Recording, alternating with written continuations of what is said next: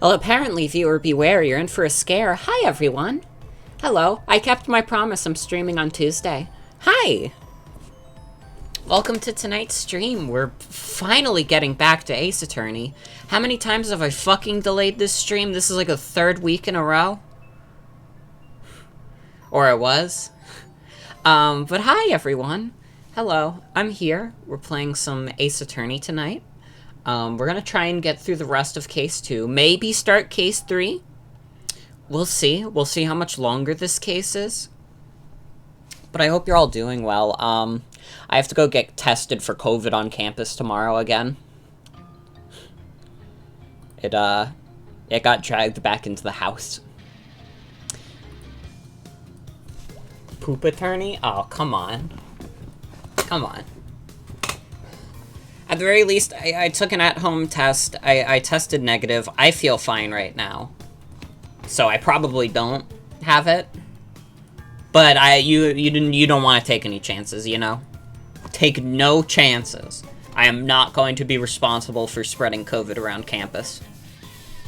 I'd be like the bitch of the earth.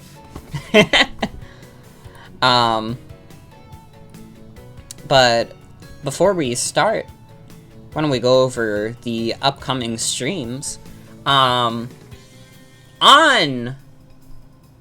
Wednesday, we're going to be doing Trials of Mana again. We'll be doing part 2 of that. I'm excited for that. I had a lot of fun with it, although we kind of hit a wall because I haven't been grinding. Well, that's fine.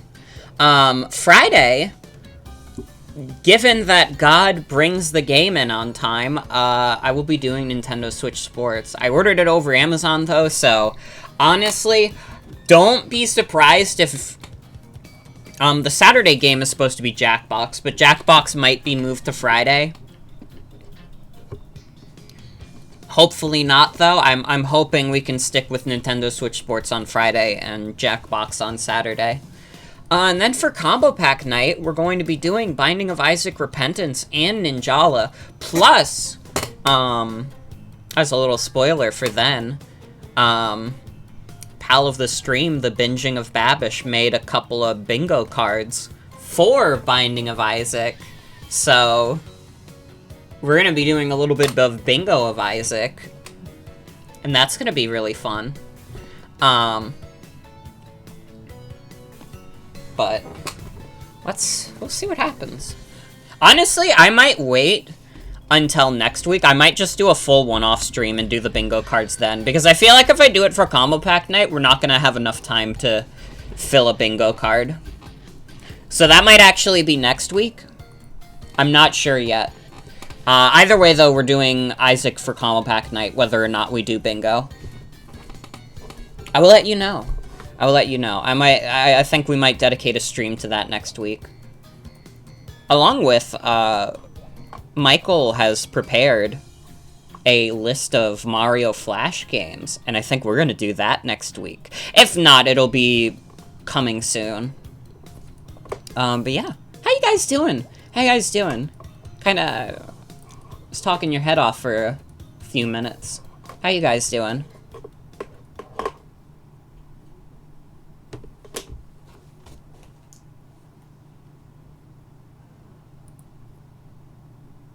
Good? Hell yeah. Ace Attorney? Mm-hmm. Yeah, that's the program of today. Been playing Ace Attorney 5? Mm-hmm. One day I'll get to Ace Attorney 5. I started Ace Attorney like 2 years ago. I haven't even done the third game yet. That's fine. I think that, like, taking the break between Ace Attorney was good. Honestly, and this is, like, of no fault of the game. Honestly, I'm feeling like I probably could have stood to take a longer break. Because 3 seems like it's gonna be really long. And especially since I'm only doing playthroughs, once a week, or... Yeah, basically once a week. I do one playthrough and then I do another playthrough. So, we're gonna be stuck with Ace Attorney for a little bit, but it's fine. That's why I would also like to get to Case 3 tonight and start that, and do a little bit of that. I didn't want to burn myself out on the series, because I think they're cool. But let's get started. Let's get started. By the way, my fucking Zombies Ate My Neighbors physical edition came in today, which is dope. I'm happy about that. It came with, like, a pair of shitty 3D glasses, so, thank you, Limited Run Games, for the pair of, 3D glasses. Yo, it's like it's like my Nintendo Switch is really there. I'm wearing... This gag doesn't work because you can't see, like, with face cam, but I have the 3D glasses on. Man, I remember when 3D movies were, like, a craze for a bit. And you had to get, like, they were, like, 3D TVs.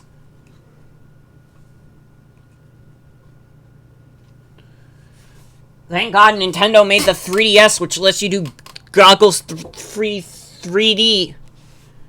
Oh, I'm so happy. Thank you, Nintendo. They've never done anything wrong. God, has it really been so long it's not even on my most recently played list? Why the hell was I even playing on the Famicom app?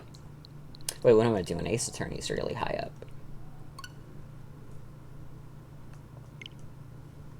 There's a setting in Minecraft and you tried it and you found out when you have bad glasses that effect doesn't work very well. You could always tell when a movie from the early 2010s was made for 3D because a lot of shots where people pointed things at the camera, literally. Literally. Alright. Back in the courtroom, everyone. Oh, I dropped my Joy-Con. That's fine. If it starts drifting, I only have to press the A button anyways. Think they should throw things at the camera now, but not have 3D screenings? True.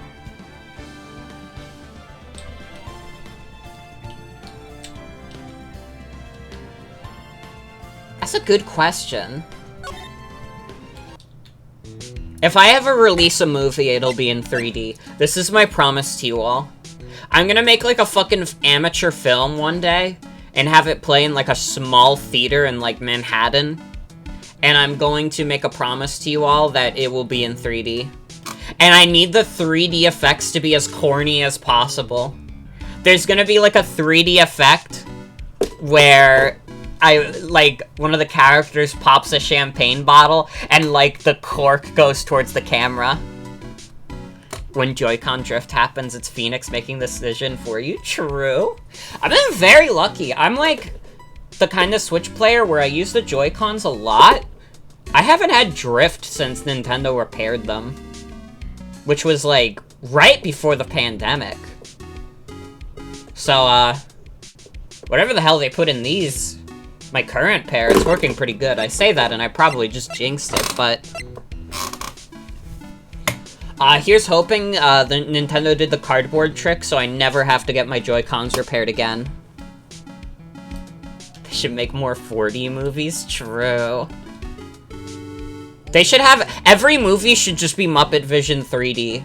I think that we need, like, every movie to be a remake of Muppet Vision 3D.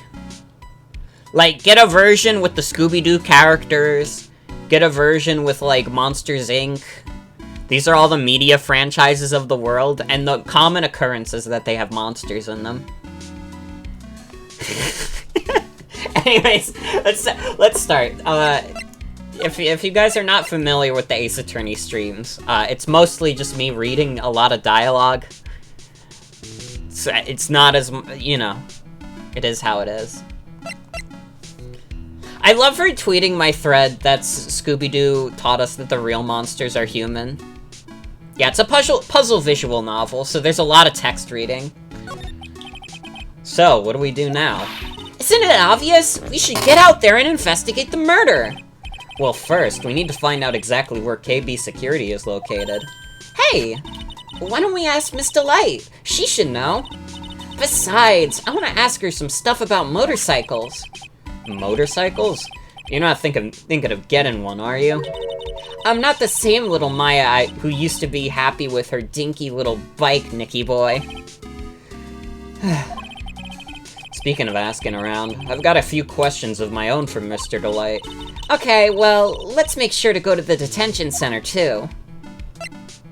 Can I be honest with you guys also? Since, like, the Maya voice is basically just how I speak now, it's, like, way easier for me to do that voice than Phoenix's voice. Which I think is good. I think that's good. That's something. Must be relieved we got the sacred urn back, huh? You bet! But there's something a little different about it.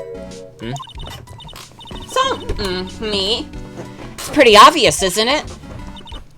I mean, take a look at this. It clearly says I am on the urn in the poster. But the urn we got back says Ami, like it always used to. Oh, yeah. You're right. Plus, the vase has pink splotches on it now. I'm sure they weren't there before. Maya doesn't know, but 1 year ago when the urn was broken, the repairer accidentally turned Mystic Ami's name into I Am. And that repairer was one mechanically unskilled little Pearls. But still, I don't remember ever seeing pink splotches on it. Is it possible that that urn is a fake? I'm sure Pearls will find out about that once she gets back to Curain Village. Yeah, I suppose. Now that I think about it, Maya hasn't been back to Curain Village in a long time. Is the urn with Danganronpa? No, did the real Mask to Mask hit the fucking CEO over the head with the urn? That'd be so fucking funny. There's like no way that's a thing, but wouldn't that be really fucking funny? Mask to Mask steals the urn and just fucking tosses it over the head of like the CEO of whatever the fuck the security company was called. He had no reason to, like, not only would he not have a reason to do a murder like that, he would have no reason to do it with the fucking urn. So, I guess people still go to Curain Village to do their training, right? Yep, if you want to become a spirit medium, you need to undergo severe training. So, why haven't you been training lately, Maya? Well, lately I've been thinking of heading to a channeling dojo to do just that. A channeling dojo, huh? Sounds pretty serious, whatever that is. If you're going to train, you have to be serious. Otherwise, real tragedies can happen. Is what happened last year still bothering you? That murder in her village. It happened because the power of channeling was misused. When a medium uses the Curain technique, she temporarily loses her own will. So when an especially strong spirit is summoned, the spirit medium can get taken over or even forced to commit terrible crimes. What's worse, in those cases, the spirit medium has no memory of what happened. That murder. It wasn't your fault, Maya. You know that, don't you? I suppose not, but I guess I'm still a bit shaken up. That's all. Sounds like the Master of Curain is going to be a heavy responsibility. Okay.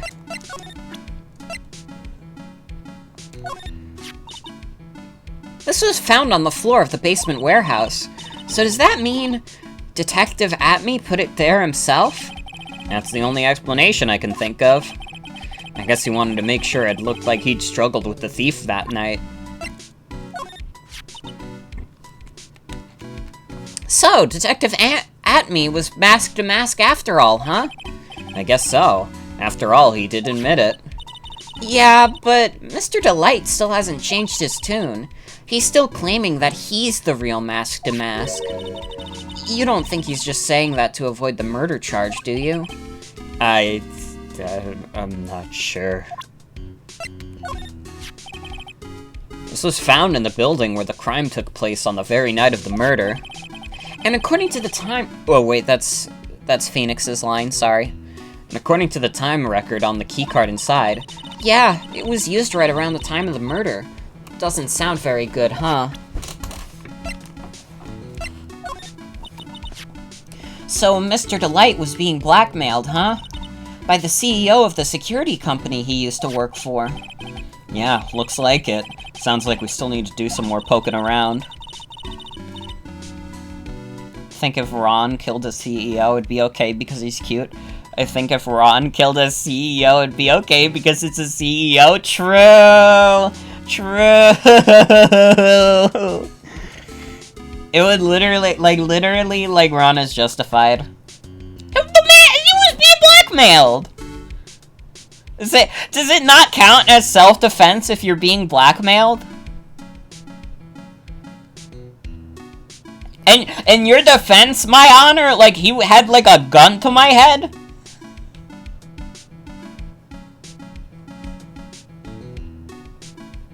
You better watch yourself and not do anything naughty either, Nick. Is that a threat? She trying to blackmail me now? Still bent, isn't it? Detective Atme said it went bent with when the thief hit him on the head with it. Well, looks like he ended up the bent one after he turned out to be the thief. He must have damaged the sword himself to back up his phony story. Yeah, I guess he really does have a brawny mind, huh?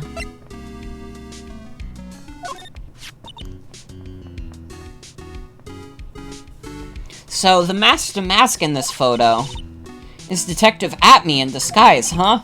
Yeah, it looks that way. Atme knew there was a security camera set up in the basement. So I'm guessing this photo was probably a part of his elaborate plan. According to this data, the thief showed up at the basement warehouse at, 1 o'clock in the morning, right? Yeah, but remember, for all we know, he might have somehow tampered with it. But then, what about this photo? It's got the time on it, too. Yeah, and the security camera belonged to Lordly Taylor. Atme couldn't have tampered with the photo's timestamp to show the wrong time. I guess that means this data is accurate after all. You know, even I didn't know this statue existed until a little while ago. Didn't Adrian say it's from the Fae branch family's training hall or something? Yes, there are actually a lot of training halls scattered all over the country, hidden away deep in desolate mountains. Why does it always have to be desolate mountains? Can we get a party mountain? So this was made by the real Mask to Mask, huh? Yep, Detective Gumshoe said it was the real thing. One look at this mark and you'll know it's the real deal, pal. Yeah, but You do realize whose deductive reasoning skills we're talking about, right? Damn! I'm glad we got the sacred urn back and all. So then how come you don't look any happier? Why should I? I don't know if it should say Ami or I am on it anymore. And now it's got big pink polka dots on it that weren't there before. Don't you think you're overreacting just a little? Overreacting? Nick, I can't believe you said that. I mean, it's like, I got it. It's like if I came in wearing polka dots on my acolyte costume every day and said, "Hi, Nick, I am. Well, do you still think it's no big deal?" I guess it would be, a real disaster. You see? Well, that's how I feel!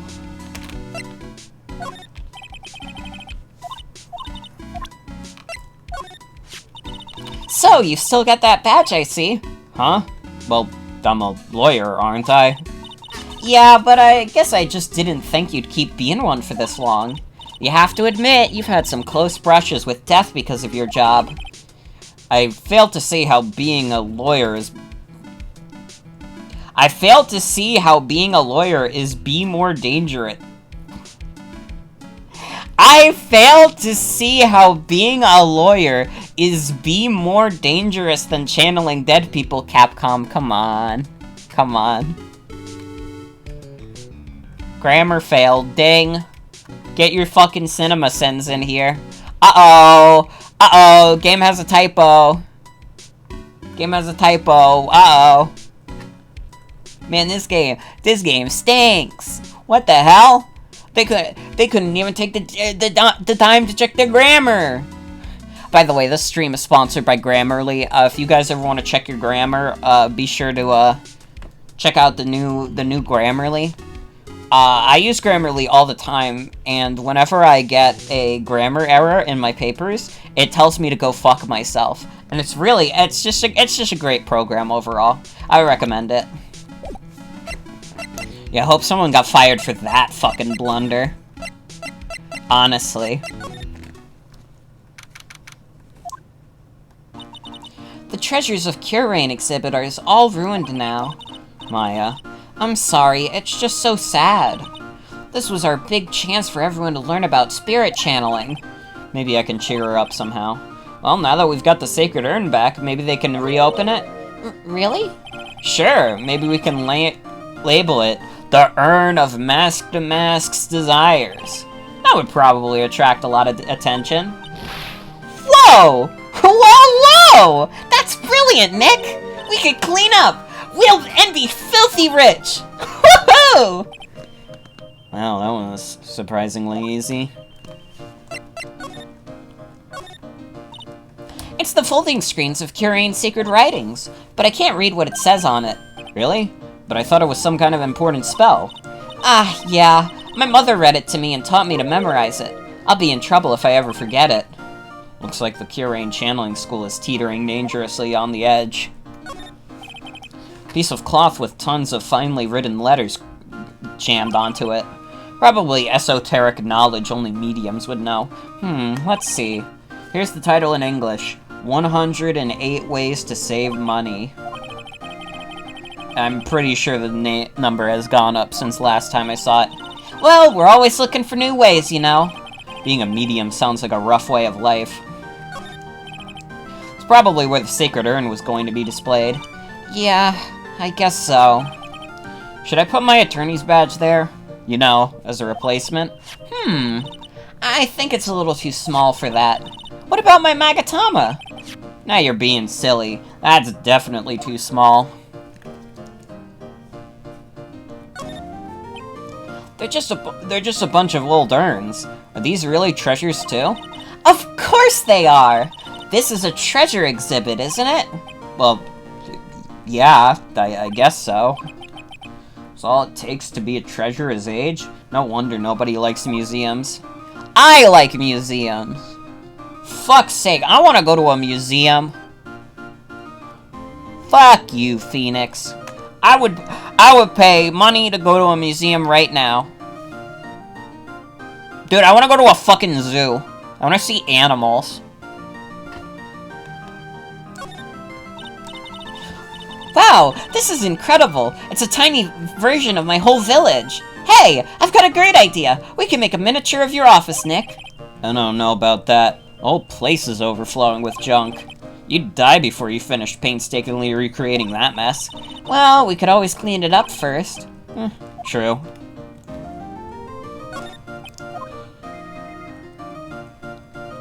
Okay.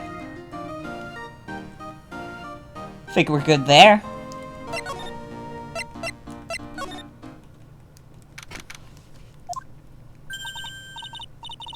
Oh, it's you, Mr. Wright.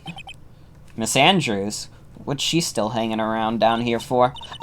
So, how is it going? What about the sacred urn? The urn? Oh, that's been taken care of already. What do you mean, oh, that? Taken care of? Do you mean it's been found? Yeah!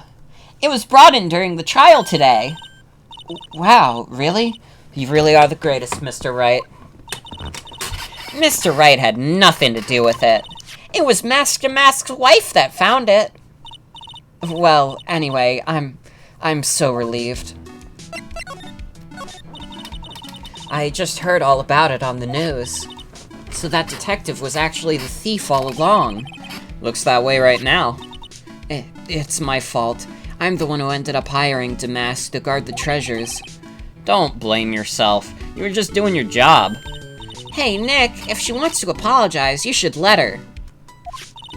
So, when was it that you hired Detective Atme again? About 20 days ago. And when it was that, when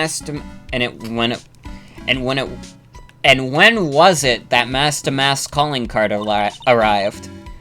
That was about 10 days ago. So he sent a calling card to the very place he was hired to guard. I guess that's it then. Detective Atme must have really wanted the sacred urn after all. I guess so. What?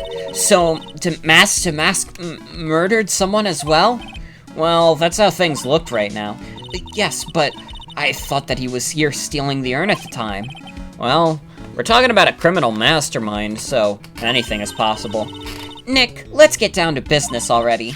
On the night of the theft, did you notice anything suspicious about Detective Atme? No, I couldn't have. After all, he was hidden the whole entire time. I never even caught a glimpse of him. He claims that's the way he always operates. That's just what he says so he can have an alibi when he commits the thefts himself. Yeah, he was caught in the crime scene photo dressed up as Master Mask pretty well. I'm so glad that you got your sacred urn back. Yeah, but there's still something that bothers me about it. What is it? I'm not exactly sure, but somehow the urn that came back seems different. Really? You wouldn't know anything about that, would you, Miss Andrews? No, I don't know anything. Why would I? Uh-oh. Uh-oh. Cyclops. What do you think this means, Nick? It means the person that holds the secret to the mystery of the sacred urn is our very own Miss Andrews. Okay. Do we have the, tools for this? So, do you know anything about the sacred urn? Who? Me? In court today, Miss Delight brought the urn back. But it's a little different from the urn I remember.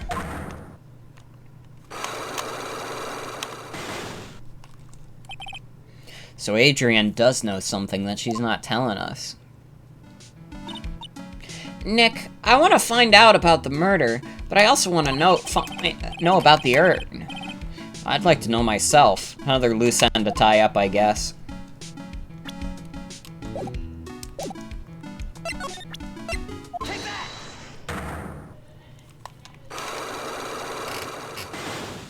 Alright, let's try it. Miss Andrews, do you know anything about the Sacred Urn? Do I know anything? I am in charge of the entire treasure exhibit. The urn that was submitted before the court today is obviously not the same one as before. Well, that's true. Maybe it isn't the same. It could be a fake. A fake.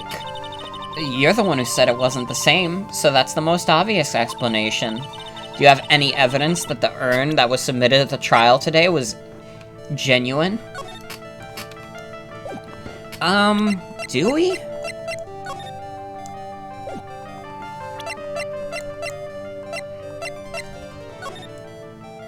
That's a good question, actually.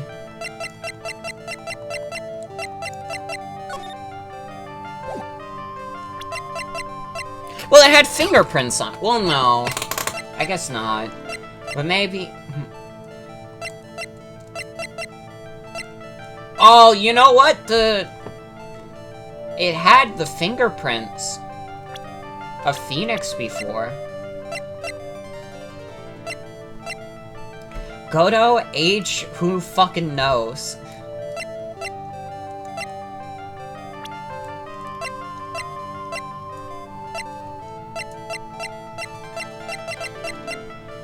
I don't know, the photo?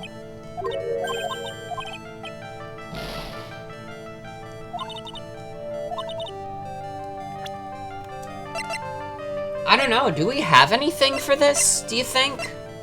I can't think of any evidence we'd have.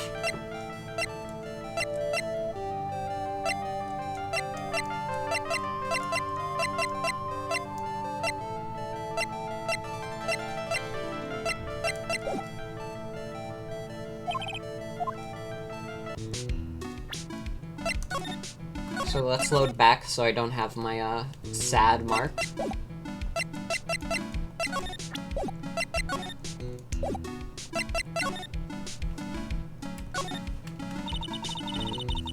This is the camera and computer that Detective Atme set up, huh? That's what he said. And yet, he still let it take a picture of him. I guess he's not as smart as he pretends to be. The camera belonged to Lordly Taylor, so he knew he couldn't tamper with it. So then why would Atme, I mean Mask to Mask, allow that to happen? Looks like part of a big signboard. All I can read on it is the burr. Aha! I've got it! Maybe it's supposed to say hamburger. Why would anyone write hamburger that big? Like, maybe for the world-famous hamburger festival or something. I kinda doubt it. Aha! I've got it! Maybe it said spaghetti. Why are you talking about food? Oh, wait. That's normal for you. Anyways, it says burr. There's no way it could be spaghetti. Well, maybe it was a typo. It might have said Spaghetti Festival. What do you think? Okay to me. Besides, spaghetti is the only thing more tangled than your reasoning.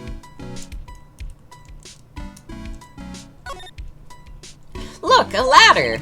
That's a stepladder. So, what's the difference? You need to stop judging things based on your narrow-minded cultural assumptions, Nick. Right, sorry. Why do I feel like we've had this exact same conversation before somewhere? That pathetic-looking wooden box. Ah! That's the box that had the sacred urn in it! Don't touch it! There may be clues to the thief's identity on it. I worked so hard to make that box. Huh? You made that poor excuse for a box, Maya? What's that supposed to mean? And I was so proud of it. Poor Maya. Maybe it'd be better if Mask to Mask had taken the box too. Wait, that's the evidence! That's what we need! We need the box!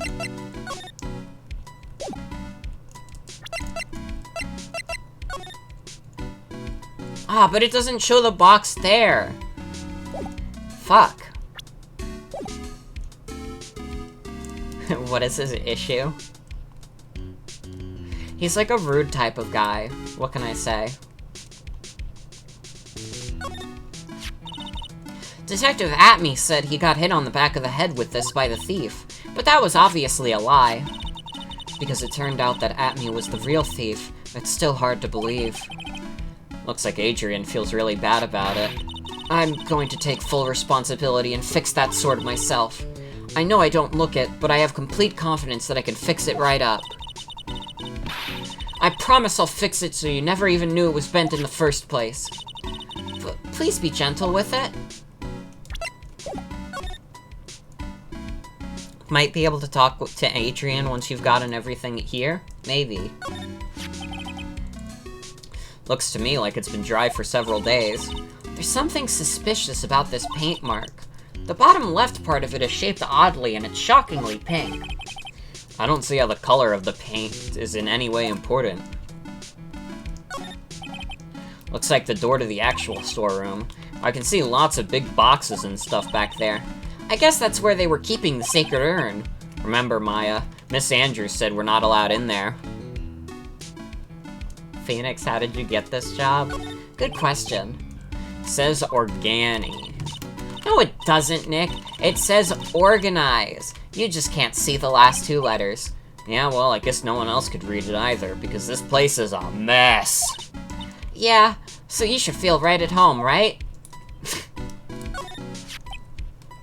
Statue wasn't where it is now when we first came here, right? Yeah, it was right next to the door, wasn't it? Well, if someone moved it, it was probably mask to mask. Maybe he didn't like being watched by Mystic Ami while he stole the urn. Hey, cut it out. Give me the creeps with that kind of talk.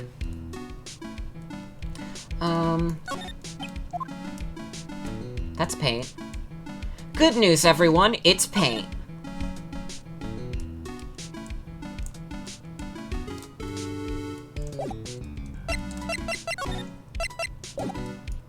No, it doesn't seem like we have anything new to present to her. Wait!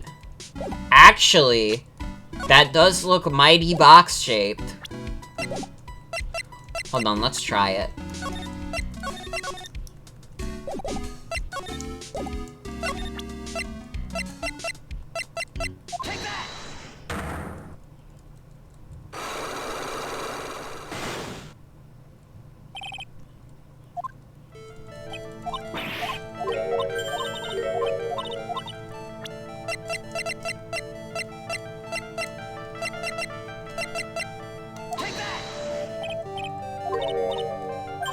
What?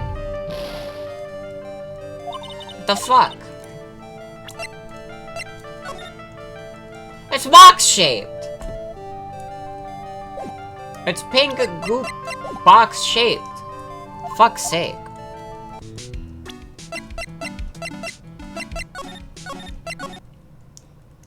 Alright, yeah, we can always come back to it. This is true.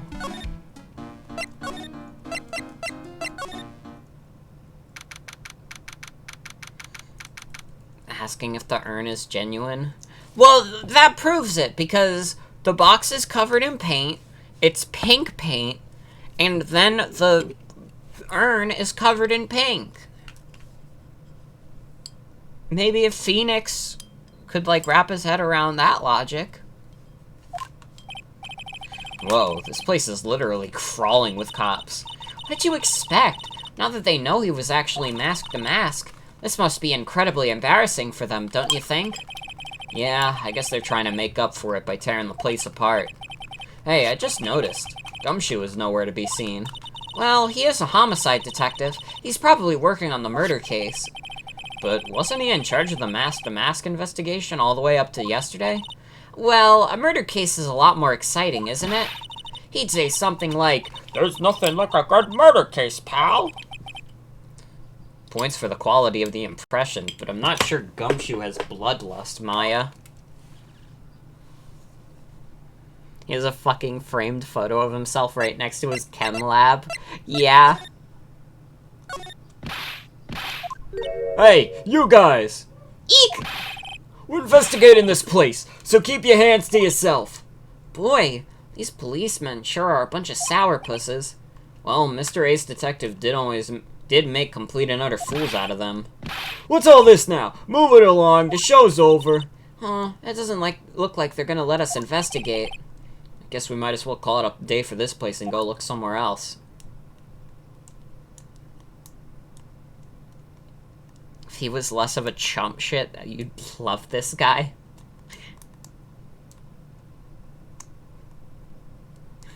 Portrait of him is very funny. It's like a high school like yearbook photo. This guy was voted most likely to steal the crown jewels. And people outside of the yearbook council were like, "Oh, that's silly. That's silly. He would never do something like that." Joke's on them.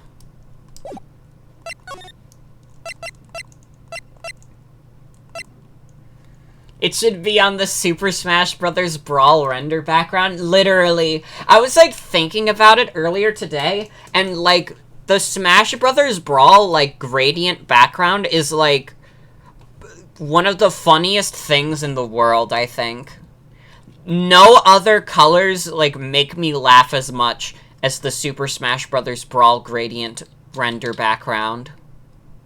You can add literally anything to the front of it, and it'll be instantly funnier.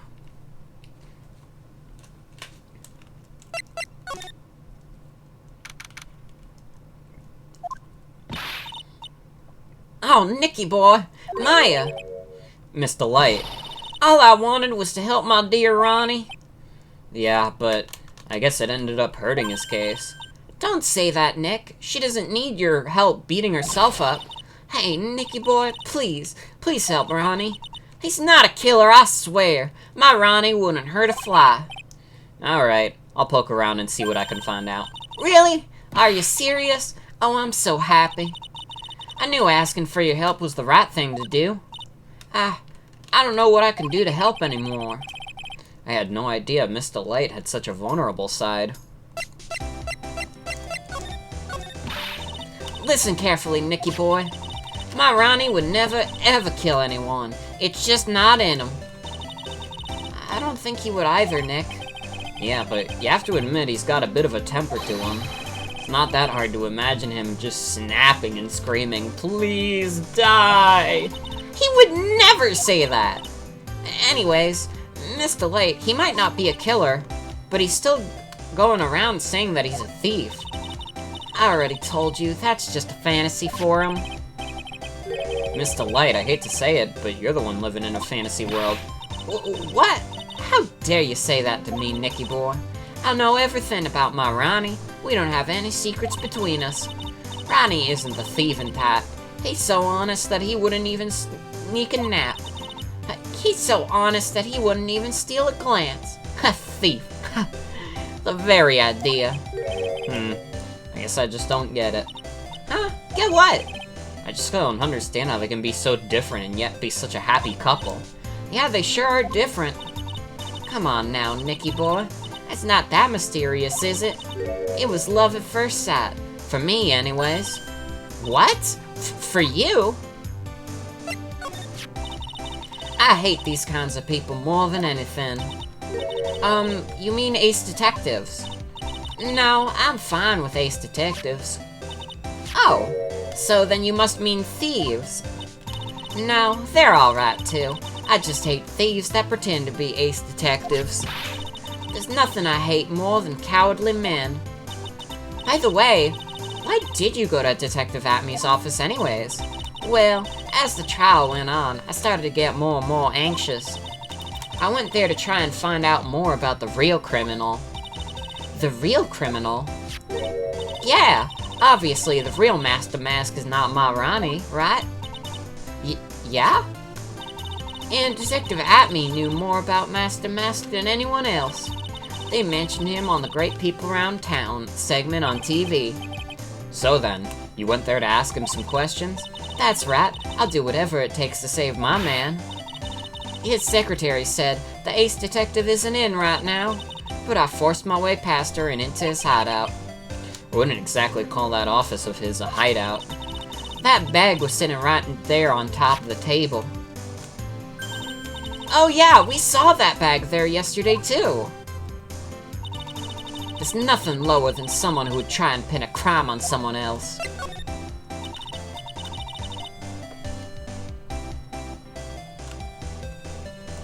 Are they really gonna try and say Ron isn't a catch? Like, excuse me? I mean, I guess he's a catch if, like, your type of guy is, like, Luigi and Prince Peasley. I'm not trying to say that as an insult. I'm just saying that Ron appeals to that, like, demographic. Like, he's like a mixture of Luigi and Prince Peasley.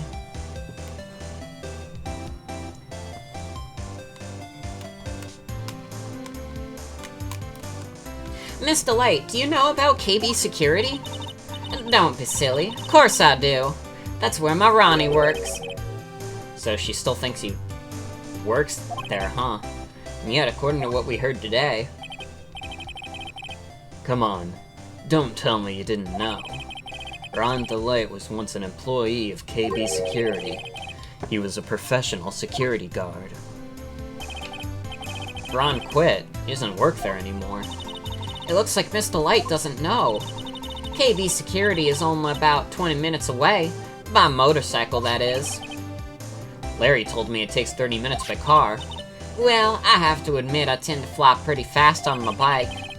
To make it to KB Security that fast. Are you sure you aren't literally flying? Why don't I give you a ride sometime? Or better yet, how about now? No! I'll pass. The thanks. Why don't you just tell us where it is and we'll go ourselves? What a scaredy cat you are, Nick. Mr. Light told us the location of KB Security. Okay, let's head over there right away, Nick. So was it really love at first sight when you first met Mr. Delight? Well, maybe not at first sight, but Ronnie saved my life. Saved your life? It was at work one day when 2 robbers suddenly rushed in. Well, I'm not the kind to just curl into a little ball in a corner, so I fought back. Robbers? Yeah, they took me hostage. I was so frightened.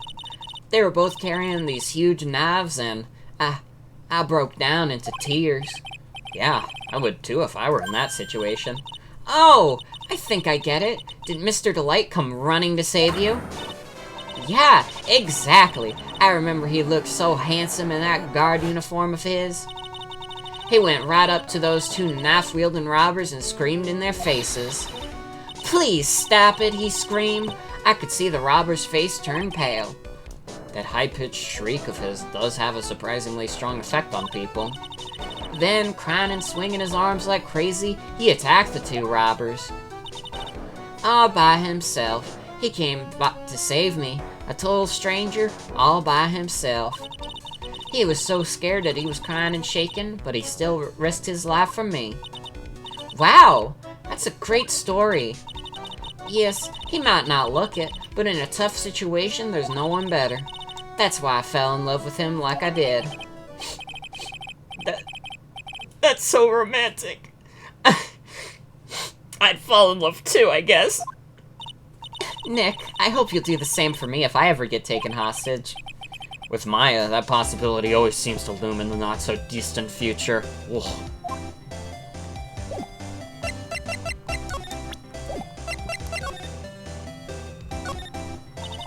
It's Master Mask! There's a tape recorder hanging from his neck. Let me see that. I'll be taking this crown now. Better luck next time, gentlemen. Ronnie used to say a happy laugh is the lifeblood of a thief. Well, that certainly is a happy-sounding laugh, all right. Yes, and laughing isn't as easy as it sounds. The harder you try, the more fake it sounds. Yeah, Mr. Delight really works hard at his craft, huh? This thing looks vaguely familiar. Oh, I know! It's a fishbowl! Well, an upside-down one, anyways. I think it's a helmet. An alien helmet. And that looks like a tape recorder or something next to it. I think it's a transceiver. An alien transceiver. Oh, that! Ronnie brought that home one day. He asked one of his friends from work if he could have it. It's a Space Ranger in a uniform. I've never seen Ronnie happier in his whole life. Oh man, now I want one too. Wonder if KB Security was in charge of security at the event from that old case. Oh, the one with the with Old Bag. At the party. Ron is just super into cosplay. I mean, he definitely is. He's got these wigs over here. Oh, that's so cute. It's called a hot air balloon, you know. Wow, there's no fooling you. I want to make my own balloon now. I'll even let you ride in it, Nick. That emblem on the balloon is supposed to be top secret. This could convince the courts that Ron Delight is masked and masked. I'd better not tell Maya. She gets kinda scary when it comes to celebrities. There's a whole bunch of stuff piled over here. What are these rolls of paper stuck in the trash can? Theft of the Mazarine Stone. The Great Albatross Strategy. Theft of the Immortal Goddess Statue. The Great Knuckle Bomber Strategy. Did the police even investigate this place? The police took a look at all of that, you know. Really? Did they say anything? They said it wasn't important. Oh? Don't worry about it, Nicky boy. After all, my Ronnie is just an amateur. Amateur or not, this is cool. Knuckle Bomber. How cool is that?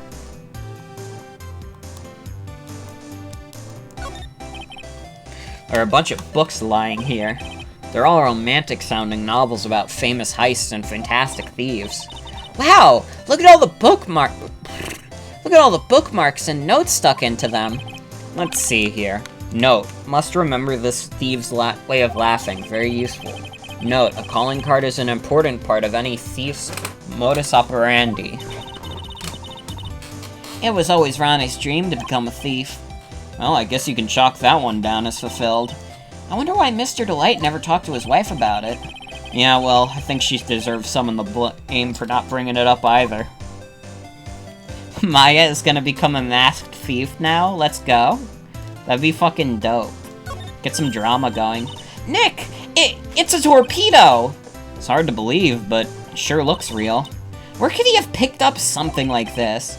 Please don't say that as if torpedoes are things people just leave lying around.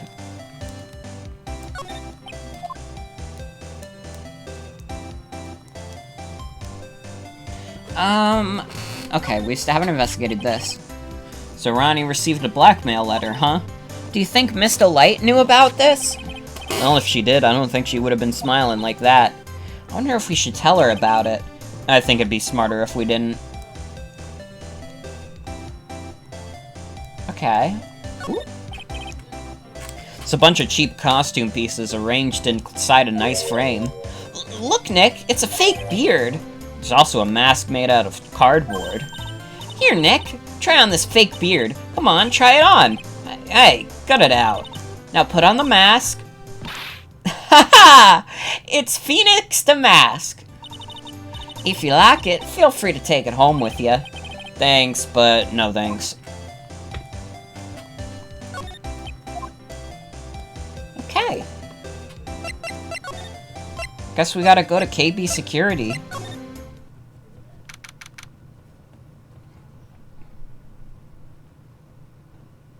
Which Ace Attorney game would this be, by the way? Because isn't this like a remake?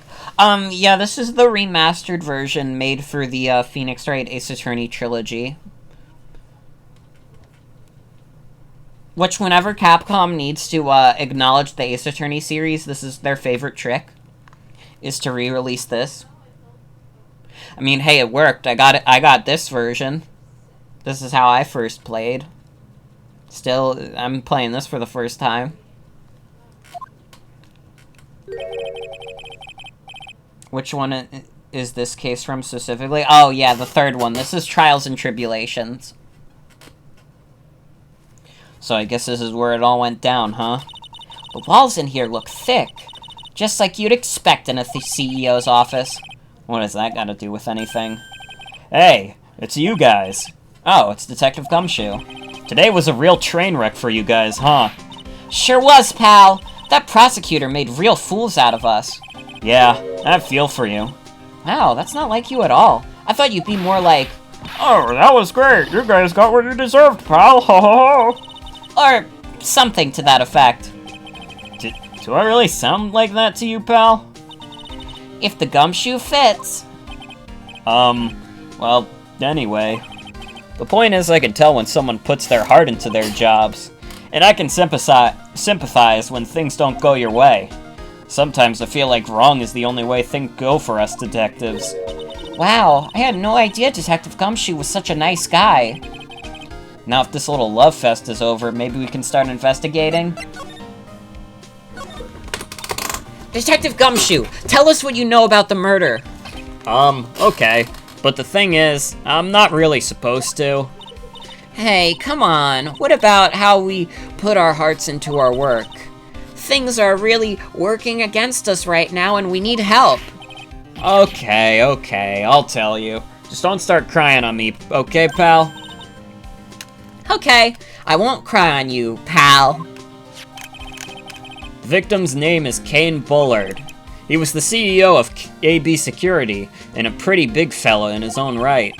His corpse was discovered at 9 o'clock this morning. His estimated time of death was 1 in the morning on October 12th. Cause of death was blunt force trauma to the head, probably an object in this room. It happened at exactly the same time that Masked Mask was stealing the urn, huh? Cerebral hemorrhaging from blunt trauma to the head. So, why did it take almost an entire day to discover the body? There's a good explanation for that one. Bullard's body was stashed away inside that safe. Safe? Well, I guess it is pretty big. Nobody had heard from him, and when they opened the safe this morning, out he came. Oh, so the body fell out. That white string must be the shape from when he fell out. I think we still need more information about Mr. Billiard. Maybe you could start by getting the man's name right. So, what happened to Masked Mask? He's at the detention center screaming like a madman. Investigate me again, he keeps yelling.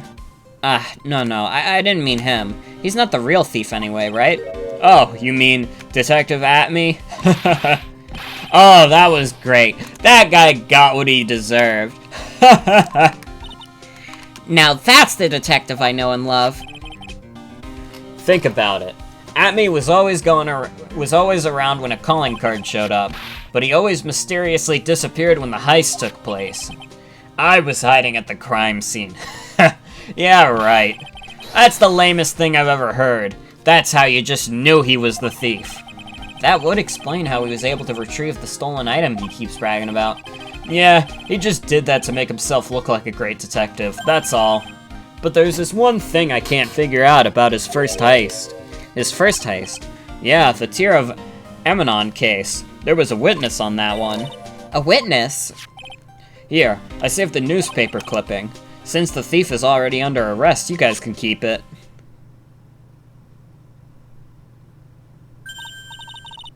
Hey, this guard here. Haven't I seen him somewhere before?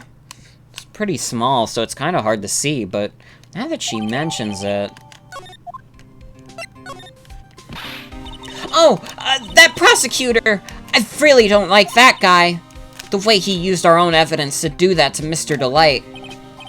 Yeah, I think he did it that way just because he knew it hurt more. That's what my gut tells me anyways. So who is that Java-addicted masked maniac anyways? Prosecutor Godo? He's quite the enigma, huh? The thing is, pal, I never even heard of the guy before. He just showed up one day at the prosecutor's office. Came out of nowhere. That's right, he said this was his first case as a prosecutor. And it's true, according to the records anyways. But, no way he's an amateur. He's an Iceman in court, a maverick that gives me goosebumps. Goosebumps? You? Yeah, I knew something about him was off, so I asked around. Nobody would talk to me. They all just turned the other way. Poor Detective Gumshoe. I had no idea you were so unpopular. No, that's not what I meant. That Godo guy acts like he knows me and has a grudge against me. I get the feeling he's hiding some kind of dark secret. He just showed up and they hired him, literally. To be fair, if you saw someone come into your offices with a dope-ass mask like that, like, would you?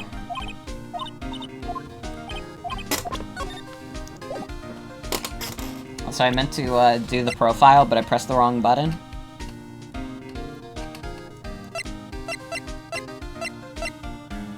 Wait, why is it giving me his age if he's diseased?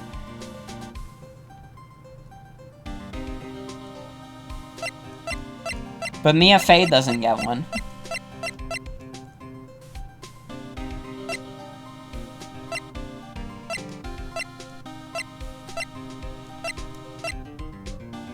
It'd be scary if Godo took off the mask. I feel like Godo taking off the mask is, like, too intimate. Only a lover could see him like that.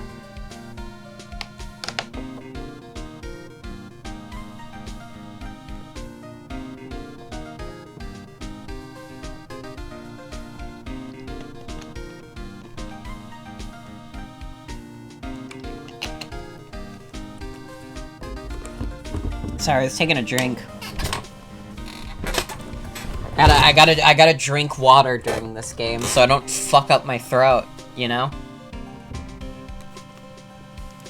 Epic time to stop talking.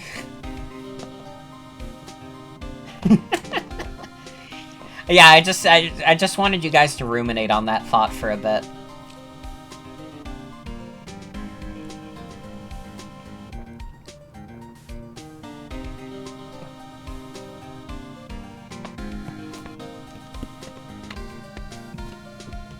I know my audience. At least a subsect of it.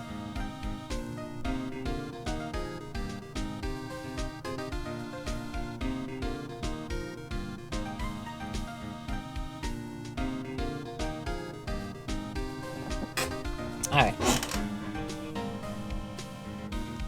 Let's get back into it. The subsect of homosexual men, literally. You're all like brothers to me.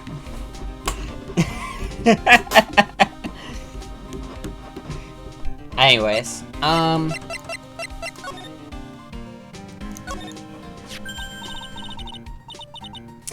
there's a button here. Let's see. Hey, cut it out. Don't press that. That was pretty funny. I never knew Detective Gumshoe could jump like that. What is this button, anyways? It's an emergency buzzer. It says right there on the panel. Oops, you're right. It's written right there. Nick, how many times have I told you to read the instructions first? This alarm's connected to the basement guard room. It's used to summon security up here. Really? Then it's possible on the night of the crime. Oh! So when the CEO was attacked, do you think that maybe he pressed the buzzer? Yeah, I thought about that, so I asked around down there. But they said that the buzzer never went off that night. Also, we couldn't find any fingerprints on the buzzer. Mr. Bullard, the victim, wasn't wearing any gloves, by the way. Just so you know. I think we'd better go talk to that guard about this emergency buzzer. This must be the CEO's desk. It's a lot simpler than I thought it would have thought. Hey, that looks like a super soft chair. Let me try it out just for a second. Ooh, nice. I feel just like a CEO. Hey, you, whip me up a cup of some really expensive import tea and some scones. Move it. Ah, this is the life. The victim sat in that chair just before he was brutally killed.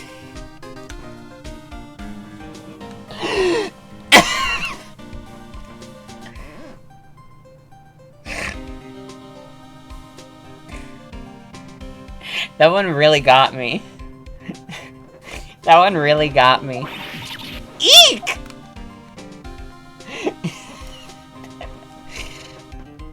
By the way, that's the murder chair. That's the chair the guy got killed in. Okay, these look like some kind of bookshelf rolling cabinet hybrid. I can't get in between these two shelves. Don't strain yourself trying. Looks like the shelves are controlled by a special panel. So I guess it's one shelf at a time, huh? Looks like they're filled with a bunch of files.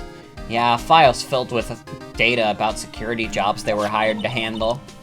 It'd be a good night's reading, if you've got insomnia. I was hoping for something a little more exciting, like UFOs or something. Wow, look at that huge framed photo!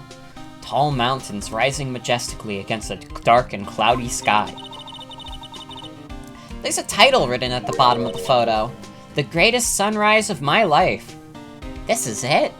This was his best sunrise? Either this guy didn't get out enough, or he had really rotten luck with the weather. Maybe if he had lived a little longer, he would have seen some better days. Damn. Can you imagine someone talking about, like, a real person who died like that? That'd be crazy. But it's funny when they do it. Ew, think about it. A dead guy was laying in there all night. Yeah. Oh, by the way, don't bother asking about fingerprints. There were none. Well, somebody opened the safe on the night of the crime, right?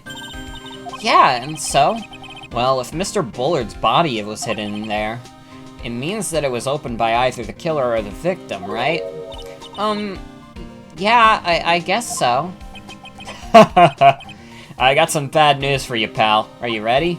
Okay, shoot. Opening this baby is no piece of cake. There are only a few people who know how to open this safe, pal. Yeah, and? Everyone that knows how to open this safe had an airtight alibi. I checked. Everyone except one, that is. I'm almost afraid to ask. Former Security Chief Ron DeLight. What? Ron DeLight? He was a security chief? Ron? So he knew how to open the safe, huh?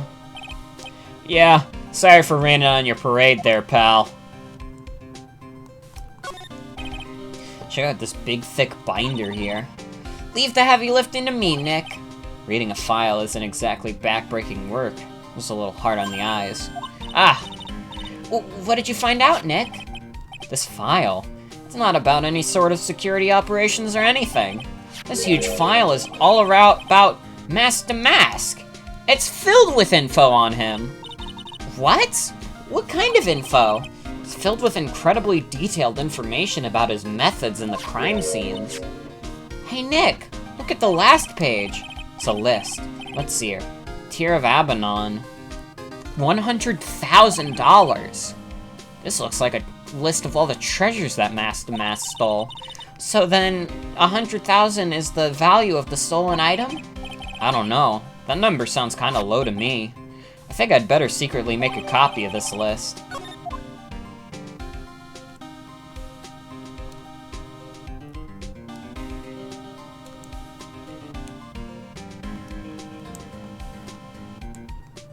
Okay,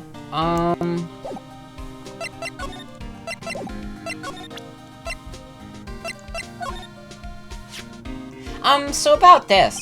Huh? What's that? Hey, wait a minute, Maya. What's wrong? We copied that data without permission. Don't show it to him.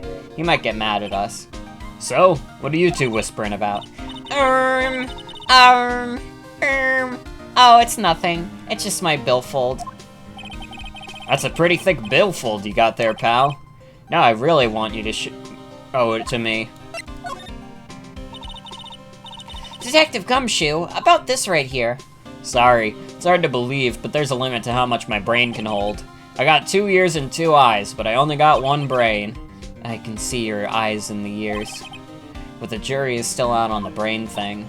Hey Nick, if you have something to say, just come out and say it. This was his first heist, and I guess I underestimated him. I was sure I was going to get him, so I was careless and lost the info on the witness. By a witness, do you mean the guard in this photo? Yeah, he and the detective worked together to try catching Mask to Mask. But he got away anyway, huh? That guard. I got the weird feeling that I've seen him around lately. Is the guard Ron? It's, like, kind of hard to tell, but the haircut is, like, a little bit... Although the haircut, honestly, like, reminds me of, like, He-Man. I feel like he's about to... Abort. He's about to sing Hey Yay Yay Yay at me. And he prays. Oh my god, does he pray.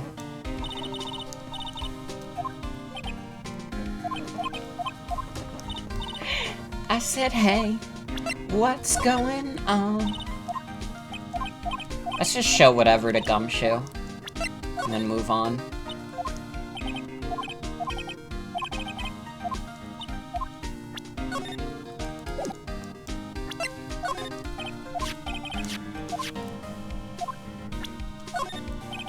This is proof that Ron DeLite was here at the crime scene when the murder happened.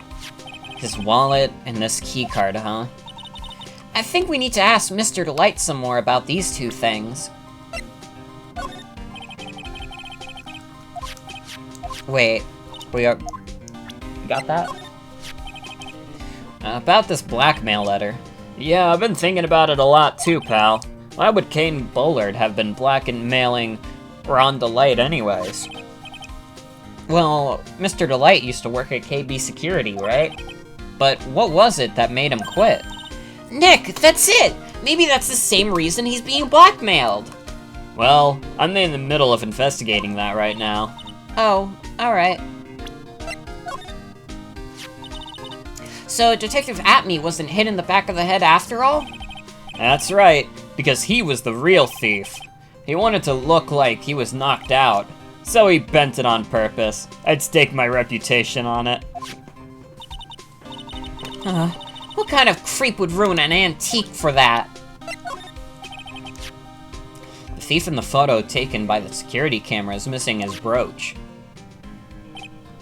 Yep, the thing is, there's no evidence that the photo was tampered with. It was definitely taken at 12:58 a.m. I turned the tables at the trial today with the mystery of this missing brooch. Wonder if there's something more to this missing piece of costume jewelry. The thief in the photo taken by the security camera is missing his brooch. Yep, the thing is, there's no evidence that the photo was tampered with.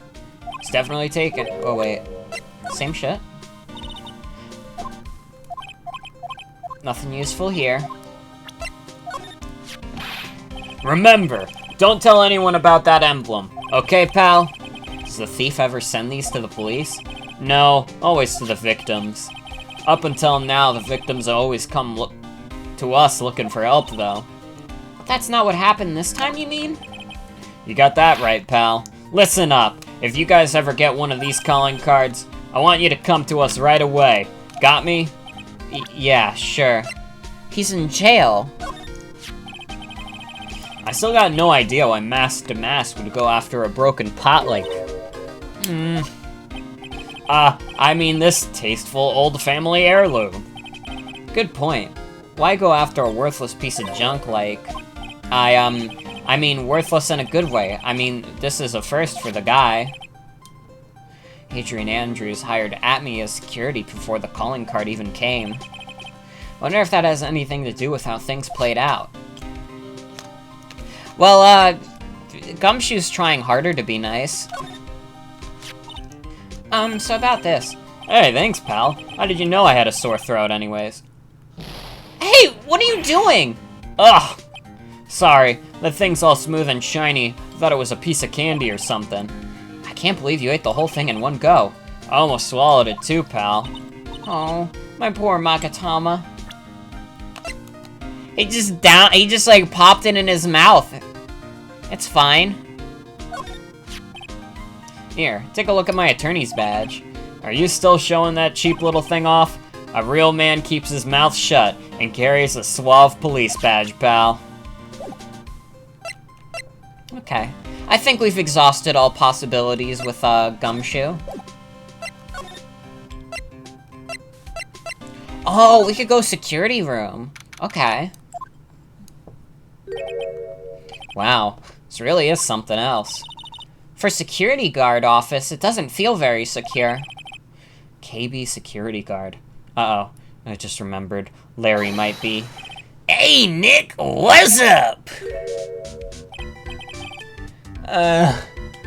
So he is here. Yo, how's it hanging, dude? And you got my sweet little Maya with you, too.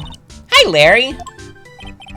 Here I was working my fingers to the bone, and in walks an angel. I've got no problem with a daytime date. It's all good. Please shut up. Please shut up. Please shut up. Please shut up. No, that's not what we're here for. We're investigating the Bullard murder case. Huh? Oh, yeah. That's right. You're a lawyer, aren't you? He's so hopelessly clueless. Well, if it's about the murder case, boy, do I have some good information for you. Really? What is it? Well, I don't mind sharing with my sweet little Maya, but Nick here is a different story. But Larry, I thought you two were old school buddies. That was then, and this is now. So what's this good info you were talking about, Larry? Hey, I'm a guard, a pro! I can't just give away information for free. He wants a bribe? I thought professionals were more, I don't know, honest? Can you talk to him, Maya? Larry, tell us already. What's the good info? Hey, I like that. This kitten has some claws. Okay, you really want to know? Please, I'm gonna fucking throw up. I'm gonna throw up. There's gonna be puke all over the screen. Have you guys ever listened to King Gizzard and the Lizard Wizard's album, Murder of the Universe? At the end of the album, when the robot hand Tayumi just pukes and gray goos the entire universe with his own vomit, I'm about to do that. Yes, so tell me. Okay, so the thing is, Ron DeLite was an employee here. And naturally, since I'm a pro, I looked into his background. Follow me? Yes, you're a pro. I follow you. Go on. Well, 1 year ago, Ron DeLite was fired. And there was no warning at all. It just happened all of a sudden. I know this is a small company, but I think that was pretty awful. I guess he must have done something bad to have gotten fired like that. Like maybe skipping out of work to go pick up hot chicks or something. No, that's just you. So what is it like to be a part-time security guard? Let me tell you, it's tough. Well, you know me. I get by alright, I guess. First, I have to keep my eyes on these monitors all the time. Monitors? There's security cameras sitting in each room around the building. It's really hard. Sometimes I feel like my eyes are gonna fall out. Oh. And if I see something suspicious, I have to contact one of the teams. What teams? The security teams for this company. They're supposedly the best in the business. But I'm no amateur either, so if it's something small, I don't bother calling them. So in other words, you basically watch TV screens all day long.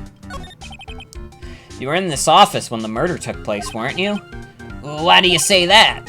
This is a part-time job for me, and I can't operate the equipment, and I'm dumb. Even if it is part-time and you are dumb, you're still in charge of security here. Hey, give me a break. Don't try and pin the whole thing on me. That's not fair, Nick. Huh? I don't think you can expect someone like him to take any responsibility.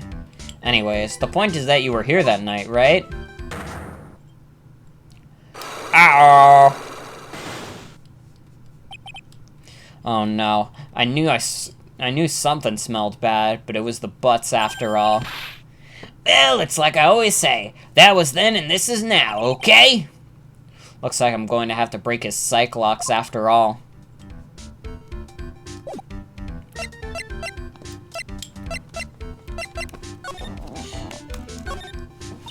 Wow, take a look at these things here. Hey Larry, what are they? Did you say Hey man, it's not like I have to know what they are to do my job. I always thought they were some kind of decoration or something. Oh boy, how did this guy ever get a job here anyway? Hey Larry, that's your jacket, isn't it? That's right. Did you know you hung it right on top of some kind of lever? Yeah, sure. I was told to never ever touch that lever. She scowled and huffed at me, Something terrible will happen if you do. Got a greenhorn? So, why hang your jacket on such an important lever? Because it got me curious. If the jacket's weight pulls the lever down, that's what they call an accident. Doesn't the suspense just kill you? Don't you want to know what'll happen, huh? That's true. It's killing me too. What about you, Nick? Yeah, but for a different reason. Something is written on this poster in fine print. A guard's 5 commandments. Wow, this sounds serious. Let's see what it says. Number 1, obey thy superior. Number 2, respect thy superior. Number 3, smile at thy superior. 4, salute thy superior. I said superior 4 times in a row. Fuck's sake. We're shutting down the stream for that one. I'm joking.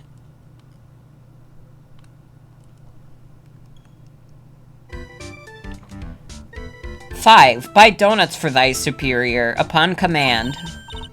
It's signed Wendy Oldbag, head supervisor. She's one tough old bird, let me tell you. Cross her and you come face to face with her real, genuine ray gun. Yeah, sounds scary, alright. Well, fortunately she's on vacation. That's why I'm so relaxed right now.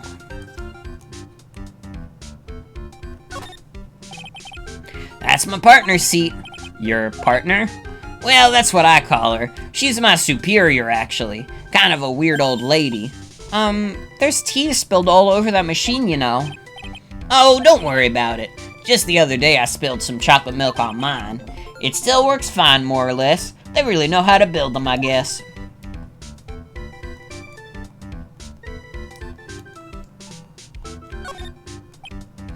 Those screens there show what's going on all over the building. Everywhere. And it's my job to keep a steady eye on them. All of them. I wouldn't sound so smug if I were you. Can you watch regular TV on these too? If anyone would sit here and watch TV instead of working, it's Larry. Hey, Maya, I'm a pro, okay? Besides, you can't get regular TV on it. And how do you know that, Larry? Because that was my first bit of investigation, if you know what I mean. I know what you're thinking. It was a professional investigation, alright? Okay. Are there any other locations we need to investigate, or should we start pressing Larry or, Adrian?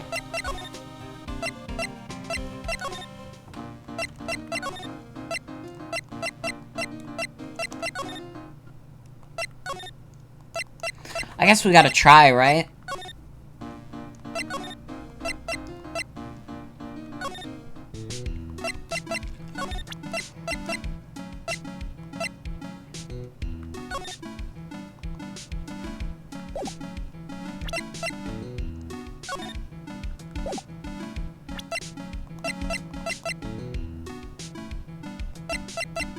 But what evidence do we have to say that it had to be the genuine...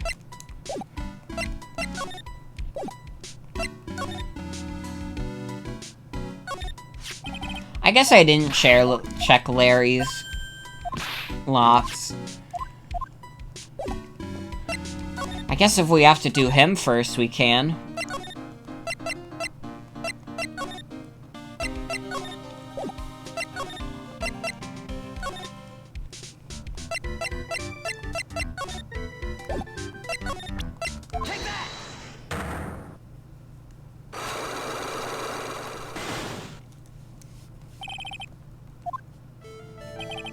On the night of the crime, were you working hard like you were supposed to? What? Huh? Of course I was. Why wouldn't I have been? But didn't you sneak out of work just yesterday to go see Miss Delight? But that was just... And this is this. Is there any chance that you snuck out of work last night, too? Never. I didn't sneak out. I tell you what, I'll even bet you $1. $1? Wow. Now that's confidence. What's with that drenched-in-the-rain puppet look on your face? Do you have any evidence that I left my position, or are you just pulling my chain?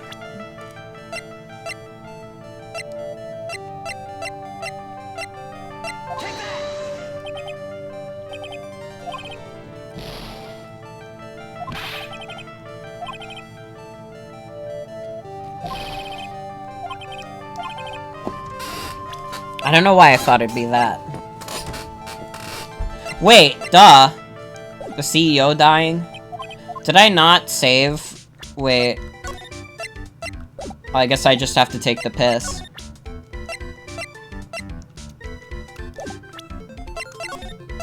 Yeah, I haven't saved in a bit. Sad. I just didn't save for like 50 minutes? God damn. What's wrong with me? I'm supposed to be a save fiend in this. I need to have maximum points in Ace Attorney so they can say I did being a lawyer good.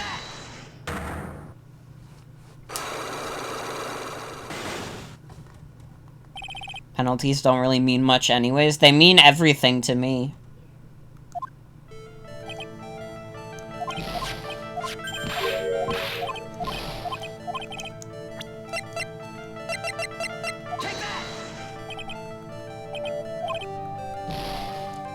Not the CEO literally being killed on cam?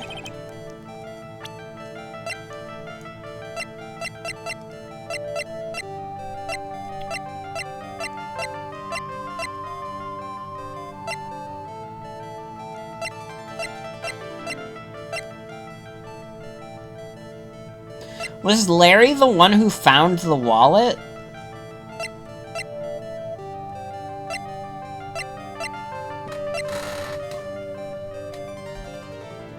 Man, I don't fucking know.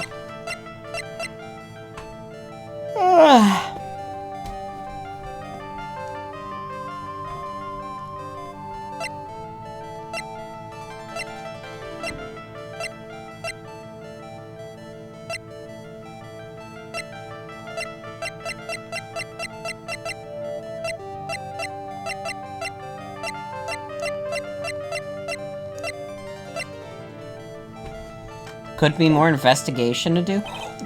What do I have to investigate? I feel like I've done everything I can. There's nothing new with Gumshoe. Nothing new here. I guess we didn't go to the detention center. We never went here. I already told you, it's not me! A sad, pitiful whine that tapers into silence. Sounds like they're interrogating Mr. Delight right now. Man, and we don't have enough time as it is. Yeah, well, I guess the police are going crazy just like we are. Yesterday they thought he was just a thief, but now they got a murder case on their hands. I guess you're right. That guard over there looks a bit on edge, too. Come on, we'll just have to come back later. Okay, let's go check out some other place, Nick.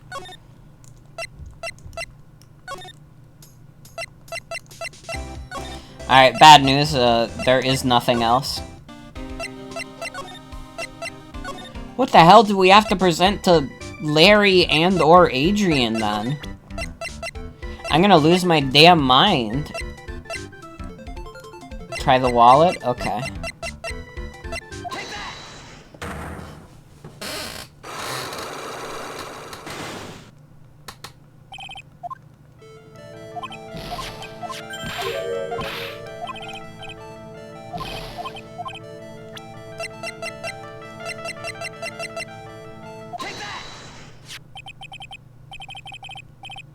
Also, no problem, Devi. Thanks for hanging out. Have a good night. This wallet. You know about this, right? I've never seen it before. Liar. You hand-delivered this wallet to Miss Delight just yesterday. Give me a break. You can't expect me to remember every little thing that happens. Well, I do expect you to remember something that happened just yesterday. What time was it when you found this wallet? I guess it was around 1 in the morning on the first floor of our company building. 1 o'clock in the morning? That's right, Larry. In other words, at the time of the murder, you were away from the security guard office. Ah! Yeah, but there's something you didn't think about. What's that? My shift that day didn't start until 10 p.m. The murderer might have snuck in before then. What do you mean by that? If the murderer had snuck in before 10 p.m., then it wasn't my fault. It was the fault of the guy whose shift was before mine. Why do I have a feeling that he still isn't doesn't get the seriousness of this. Listen up, Larry. We know beyond a shadow of a doubt that the killer snuck into the CEO's office after 10 p.m. during your shift.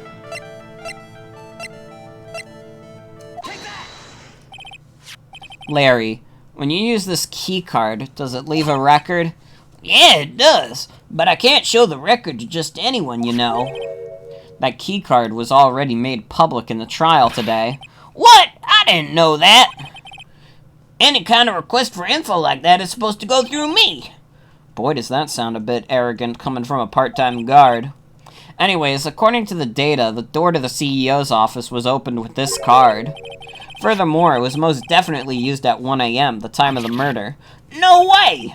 Yes, someone used this to get into the CEO's office. That happened at 1 a.m. on the night of the crime, right in the middle of your shift. Oh, Larry, you can't duck your responsibility this time. Ah, no!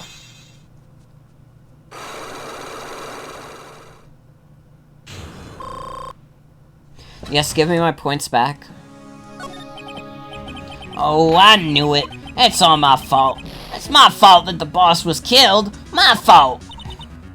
Larry, there was nothing I could do.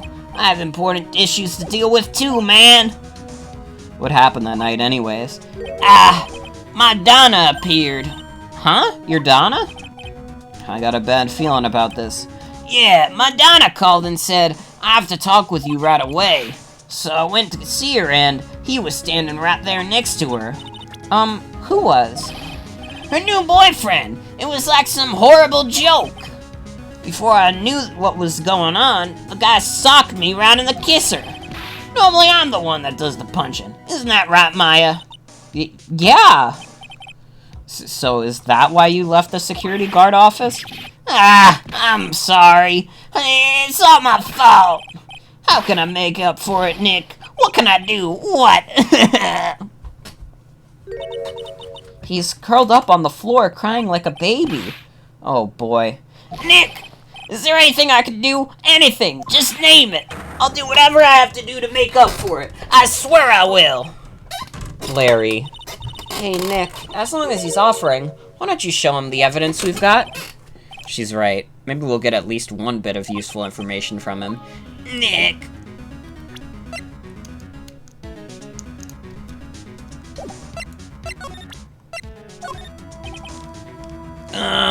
I think you know how much I want to help you guys, but I really don't know what to say about that. What is it, Nick? Just that he seems so, I don't know, pleasant. The buzzer in the CEO's office is directly connected to this room, right? That's right. Just like my heart is connected to you. This hamster has no brain? True. It's rude to hamsters to call Larry one. Also true. Huh? Go ahead, Maya. Press the buzzer in your heart. I promise I'll come running to your rescue like the professional guard I am. Wow, that was pretty good. Thanks, I try. Do you think you could tell us about the buzzer now? Yes, please. Please tell us. Okay, I guess so. Prepare to be wowed. I accidentally pressed the buzzer earlier. Yeah, I heard it. So that was you, huh? You're a security guard, aren't you? Why didn't you come up to the CEO's office? Well, this is the 3rd floor of the basement. The CEO's office is on the 1st floor. I thought it would be a good idea to, adopt a wait-and-see approach. Plus, there's a police detective here, right? I just didn't think it was necessary. It's as if he's trying to win an award for laziest person on the planet. Let's get back to talking about the night of the murder, okay? Is it true that the buzzer didn't go off that night? There must be a record, right? You must have had a look at it, right? Of course I did. And I couldn't have possibly made a mistake either. Do you think you could take just one more look for me? Pretty please? Oh, okay. I just can't say no to you, Maya. What do you think, Nick? He's probably right. I don't think even Larry could make a mistake like this. Ah! What is it? What's wrong? I made a mistake. Huh? But how? It can't be. It's impossible. Okay, enough already. What about the records? That night, It went off just once, in the morning, at around 1 a.m. 1 a.m.? That's when the murder happened. Really? Are you serious? That's terrible. It can't be. Okay, that's good intel. You guys have really made me reflect on the way I've been living. But the only problem is, with all this reflecting, where's the time for love? Frankly, I think reflecting is a bit overrated, don't you? What are you going on about, Larry? Plus, do you honestly have any new info on the Buzzard record? The record? No, nothing at all. This guy reflects about as much as a piece of black carpeting.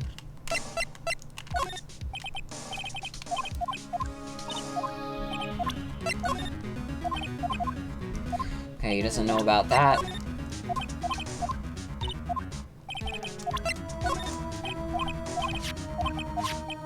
Oh, wait. This is new dialogue. Listen carefully, okay, Nick? I know you don't think much of me as a person, but I'm no thief, and I would never wear a goofy get-up like that. No one ever accused you of being a thief. It's too much work for me, making plans, writing calling cards, etc., etc. I'd rather just pull a dine and dash at a burger joint. Burgers? I love burgers too! Really? Well, how about it? Want to go on a burger date tonight? At least pay for the food, because I'm not defending you again. So, was this the card that was used by the culprit that night? Well, going off the serial number, then, yeah. This card was used to open the CEO's office door at 1 in the morning. Your client had this card, right? Then it's a no-brainer. He's the killer, man.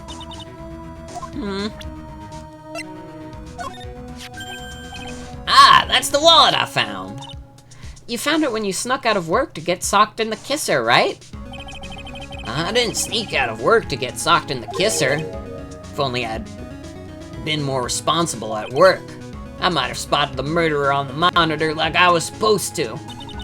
Larry, you really do feel bad, don't you? Yeah, well, maybe it's all for the best. I think it's brought Desi and I closer. Just like they say, every cloud has a silver lining. Just like everybody says, every dead body brings another case of love. You gotta see that old water glass at half full. Am I right? Now he's starting to sound like the Larry I know. Don't forget, Nick, half full.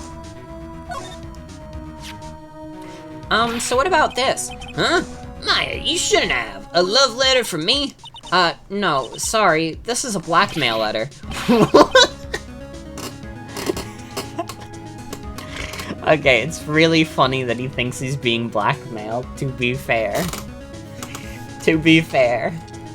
What? How do you know about that, Maya? Huh?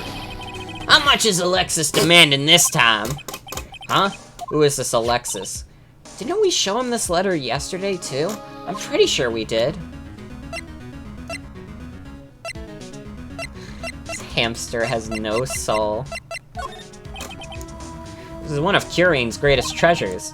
I used to have zero interest in all this old junky stuff, but now that I'm a new person, well, I can kinda see the appeal.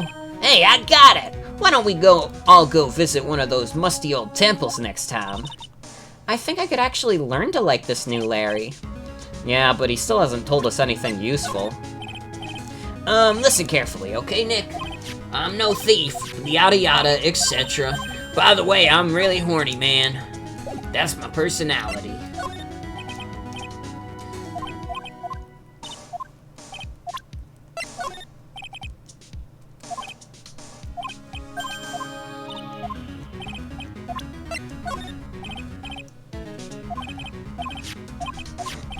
He just has like the same dialogue. Okay.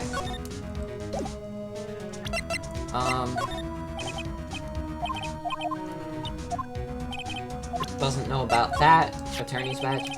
That's not necessary, Nick. You don't have to threaten me. I'll tell you what I know. I know it's tough to tell, but I'm really sorry about what happened. Wow, I've never seen Larry look so serious. I actually believe him. Yeah, he's like a totally different person. In that case, maybe you and I should get reacquainted. Okay, bye, Larry. You really freak me out. We should kill Larry? True? Hi, Joey. Welcome. Welcome, welcome.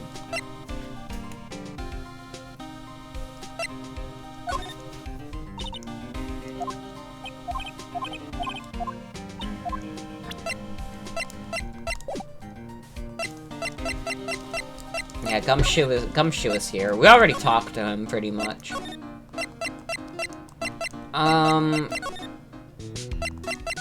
I guess we could try the detention center again. No. We have to do something with Adrian, then. There's not really anything else we can investigate, unless there's something here. Nope. Who's my favorite character so far? Like, just in this game? Or, like, in general? Like, the general Ace Attorney series. In general,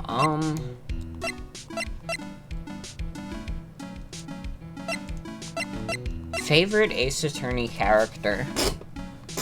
That's hard. I feel like I would be kind of a basic bitch. Like, saying Phoenix himself. But also, like... He gets some really good lines. Why would it be Damon Gant? I was, like, when I was, like, filtering through my mind, like, different choices of Ace Attorney characters that exist, Damon Gant was not even, like, a consideration. He didn't even, like, occur to me. I'm sorry. He did make the face that made me fucked up laugh a lot. To be fair. Okay, we have to figure out something with Miss Andrews, right?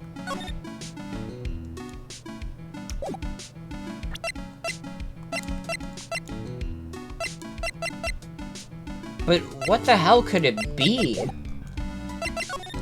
Was there anything we didn't examine?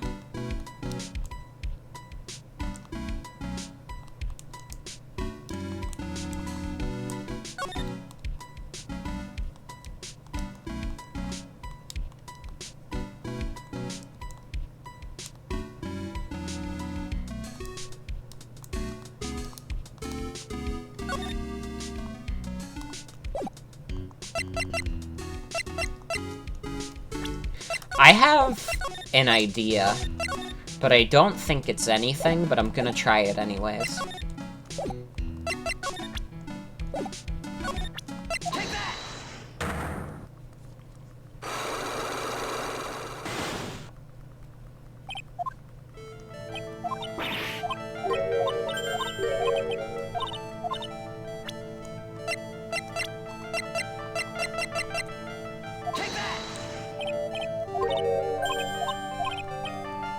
Okay, it's not him.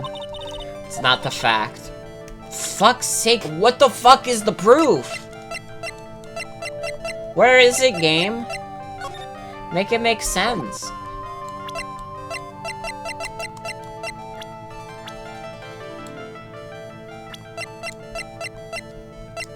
Can't think of what I'm missing. I can't either. What the hell could I possibly be missing?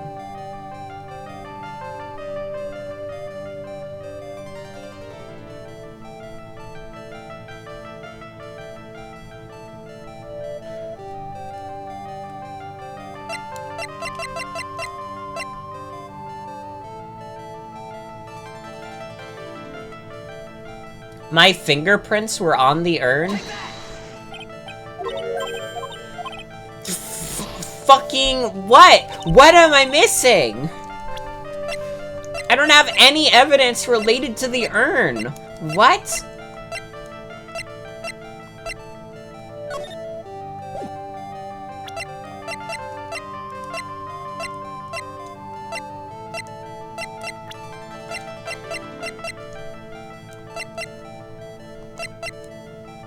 Because I have to do something else, but don't know what? Can someone, like, look this up? Because I'm genuinely, like, what the fuck am I missing?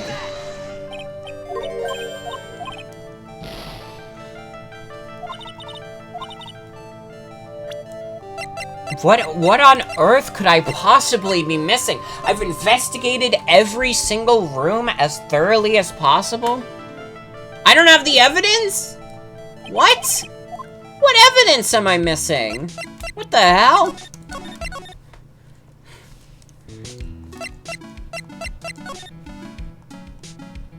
Just tell me, just tell me.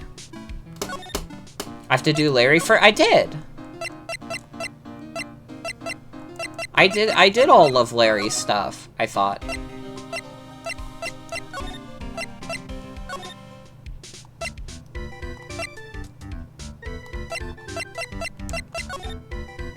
Unless there's something I missed here. Missing something from Gumshoe. That's my workstation. Pretty cool, huh? I keep a steady eye on the monitors and use that mic for communicating. Look at all this equipment. It must be hard to operate. No biggie. I just think there's an instruction manual somewhere in this room. Somewhere? Instruction manual? What are you gonna do in an emergency? Well, I guess I'd start by calmly looking for the instruction manual. During that time, my partner, the old lady, would calmly look for her reading glasses. That's what us security professionals call teamwork. Even Maya and Pearls could run this place better. Hey, what's that supposed to mean? Wait, did she just, like, read his mind? Wait! I wasn't thinking that. I was thinking, did we, like, present the Buzzard record? Because I don't think we did. Wait, this could be huge. Oh, no. Wait, it's nothing. Alright. Detective Gumshoe, tell us more about Mr. Shane Bluebard. That's Kane Bullard, not Shane Bluebard, pal. Oh, yeah. The victim in this case just doesn't make much of an impression on me. Wow! He's dead, Maya. Well, you were the victim up until Mr. Bullard was found dead. Yeah, and his body wasn't discovered until this morning. Anyways, we don't have enough information yet. Can you help us out? Sorry, I'm actually a little confused myself. For some reason, I'm just blabbing like an idiot right now. Okay, Nick, now is our chance to get more information about the victim. So hurry up and ask.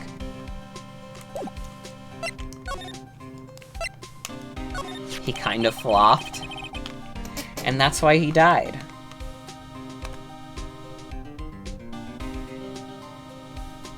You can tell us about some more about Mr. Bullard.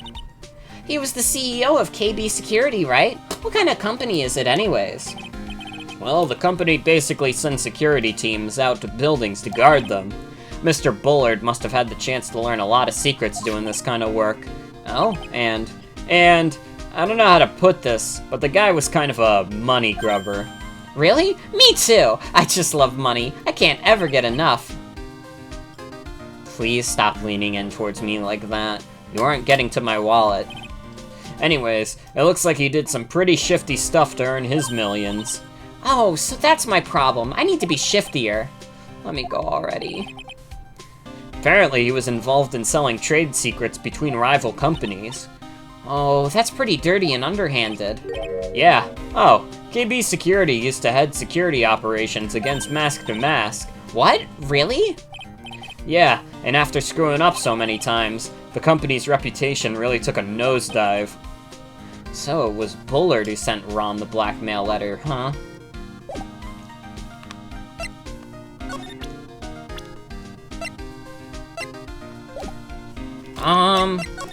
I guess we could see if he's back.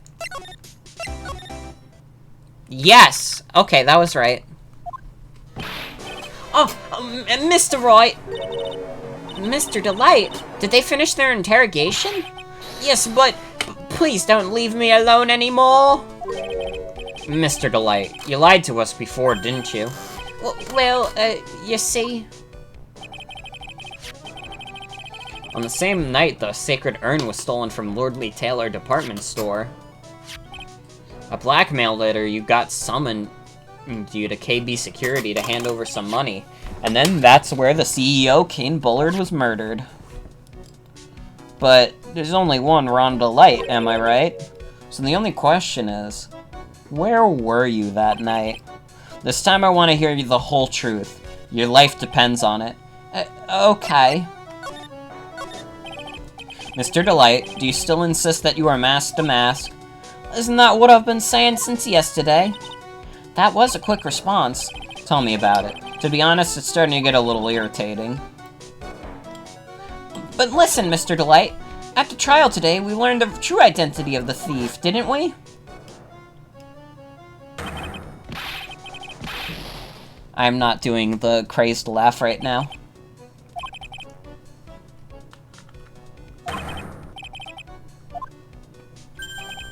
Well, I guess it's true. I wasn't the one who stole that urn. Of course not. After all, you were at KB Security at the time. And the person dressed up as Mask to Mask in this photo, it's gotta be Detective Atme. So that night, you didn't go to Lordly Taylor. You went to KB Security, right? Yes, I went to KB Security at the time. The blackmail note said I should. Alright, what happened next? Well, I used to work there, so I knew where the CEO office was. I knocked, but there was no answer. So then I used the keycard to unlock the door. Probably when he dropped his wallet. When I went into the CEO's office, someone was in there. Someone? Then suddenly they bashed me over the head. BAM! Was it Kane Bullard that hit you? I don't know. The person ran away while I was still stunned. When I came to my senses, the sight I saw left me speechless. The dead body of the CEO was right there in front of me. I thought I'd die myself. Anyway, I thought I should do something with the body. So that's why you put it in the safe? Yes, that's right.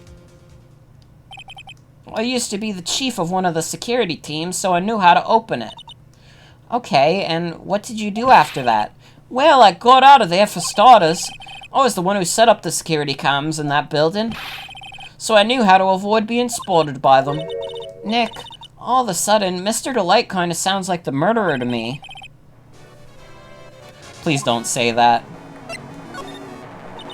Mr. Delight, is it true that 1 year ago, you were forced to quit KB Security? Oh, how did you? I'm begging you, please don't tell Desi, please. Don't worry, we haven't told anyone yet. Whew, thank goodness. No, but I suppose I'll have to tell her sometime. She'll find out eventually. Why have you been hiding it from her anyways? Desi would despise me if she ever found out I was living a life of crime. A criminal, a thief. She'd never forgive me. My marriage would be over. Knowing that, why did you become a thief in the first place? Because Desi spends money like it's water. There's no job in the world that could bring in enough money. Except being a thief. At least that's what I thought anyways. So he became Mask to Mask for Desiree, huh?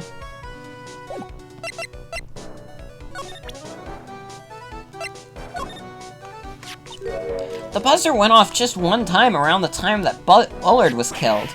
Oh, that's scary. Do you know anything about that, Mr. Delight? Sorry, I'm afraid I don't. Why am I not surprised by how clueless he is anymore? This list, we found it in the office of the CEO, Mr. Bullard. Hey, this is the list of all the things Mask to Mask stole. And that's the value of each item listed next to them. $100,000, $150,000. Are you sure that's the value of the stolen items? The numbers seem a little low to me. Even on the black market, the prices should be at least 3 times higher than that. I guess he knows about that stuff because he used to be a security guard. That's the emergency buzzer from the CEO's office. Don't press it, it makes a terrible racket. Sorry, I just love making a lot of noise. Does this buzzer have something to do with the case? Well, at this point, I don't really know yet. After all, there were no prints on it or anything else for that matter. Hey, this is an article about my debut heist. Boy, that was a tough one. Before I knew it, they were hot on my trail. But Master Mask, he must have gotten away, right? It says in the article that he disappeared. That's right, I got a sudden burst of inspiration. I hid my Master Mask costume in a nearby plastic bucket. Then I quickly changed into my security guard uniform. Pretty clever, eh? Wow, awesome. Hey, hold the phone! The guard in this photo is you, Mr. Delight? Heh, that's right. Nice trick if I do say so myself. Nice and easy to figure out. Even Pearls could see through that in a heartbeat. But as you might expect, Detective Atme found the disguise. He truly deserves the title of Ace Detective. Detective Atme found Master Mask's disguise? That's interesting. Yes, and I heard he brought it home with him. So that's when Atme got his hands on this. Thanks to that, I got the chance to remake my costume. That must have been really time-consuming, huh? Yes, it took quite a while to complete. Anyways, a few days after that, I received the first of the blackmail letters. But blackmail letters? You got them starting when? Tell me more, now. Hey, calm down. Don't get so worked up. This blackmail letter, is this the first one you got? No, of course not. But this is the first one that ever called me out to a specific location. So did you start receiving blackmail letters after this incident? Yes, just a few days after the Tear of Emanon heist. That first letter, it said, I know you did it. So someone found out about your true identity just like that? Oh, it's not easy being a master thief, you know. I've got proof that it was you, so give up, it went on to say. So in the end, I had to give up the treasure I went through all that trouble to steal. Is that right? Hey, hang on a second, what do you mean you had to give it up? Oh, don't worry. After I put the jewel in the safe deposit box the letter specified, someone sent me $10,000. No one said anything about me being worried, you know. After that, I started getting the plans in the mail. But plans? What are these plans you're talking about? They were instructions on how to steal a crown or painting or some other rare treasure. They showed security blind spots, escape routes, and even suggested training methods. So you mean that the one who planned the heist wasn't you? No, it wasn't. I only planned the very first one. After that, I received plans from some very kind person. Incredibly detailed plans. It sounds like Mr. Delight is thankful to the person that was blackmailing him. So Ron Delight was Master Mask after all? But someone else is behind the thefts. Someone who planned them all out in detail. All I had to do was deposit the treasures I stole into the safe deposit box. Then I just waited for the cash to come in the mail. Could you try not to look so gleeful about it? See, you went after the sacred urn because of one of those plans, too. Well, you see, truth is, I've never seen the urn. All I did was follow the instructions and steal what I was told to steal. Mr. Delight, is everything you've just told me the truth? Yes, but please don't tell Desi, okay? Ron, before we go on, there's one more thing I want to ask you. Yes, but please don't hurt me. Mr. Kane Bullard, do you swear that it wasn't you who killed him? Yes, of course! I could never. I'm not lying. All I did was hide his body in the safe. But then I was afraid they discovered what I did. So I turned myself in yesterday. Why? Well, if the judge had ruled that I was guilty of robbery, then I'd have an alibi, right? I guess so. You're really clever, Mr. Delight. I guess I have no choice but to take Mr. Delight at his word. Mystic Maya! Hey, Pearly! I'm back! Hey, Pearls. So what have you been up to this whole time? The sacred urn, Mr. Nick. I took it back to Curian Village to have it examined. And? What did you find out? Well, there's no need to worry. They said it's the real urn. Whew! That's a relief. I was really worried. But there's one small problem. Problem? Those cute little pink splotches. They said that it's paint, and that they were put on the urn recently. Why are we talking about the pink splotches again? What's the big deal? What's the big deal? We gotta find out how they got there. That's the big deal. Yes, Mr. Nick. We gotta find out how they got there. Okay. We'll go find out how they got there. But please don't forget about me.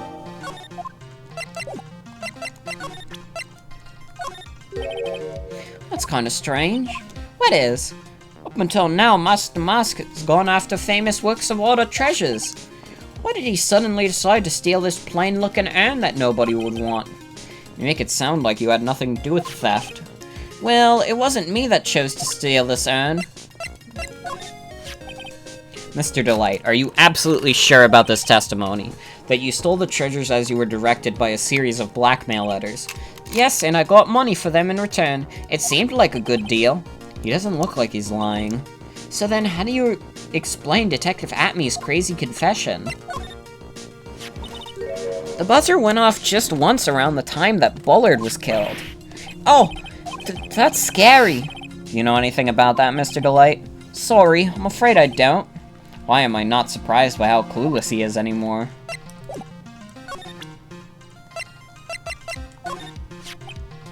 This list, found in the office of the CEO, Mr. Bullard. Oh, we already did this one. I guess we don't have anything new to show. Probably get all the same dialogue.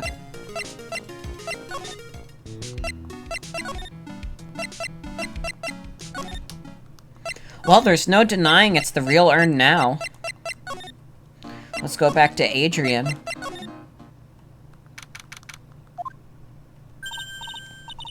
Oh, Pearl, how nice to see you. Hello there. I haven't seen you around lately. What have you been up to? Well, actually, I was having this urn examined. Oh, I see. Maybe if we take a good look at this urn, we can figure out the mystery of what really happened here. Nick, let's look around one more time.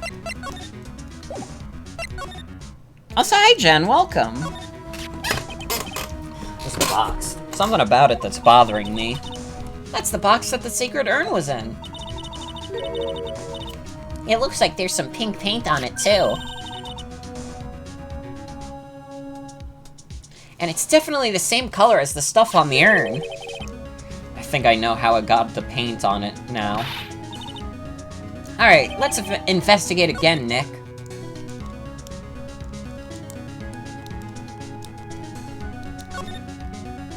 Oh, now it's evidence. I already connected the pieces on that, geniuses. Looks to me like it's been dry for several days. Something suspicious about this paint mark. The bottom left part is oddly shaped, and it's shockingly pink. Mr. Nick, could it be that this odd shape is? Yeah, I'm pretty sure this is it. That's the box the secret urn was in. If you look here, there's a little bit of paint on the box as well. Wow, you're right! Look, it matches! What is it, Mr. Nick? This is all turning out exactly as I thought it would. I think it's all starting to become clear. We're that much closer to solving the mystery of what happened to the urn.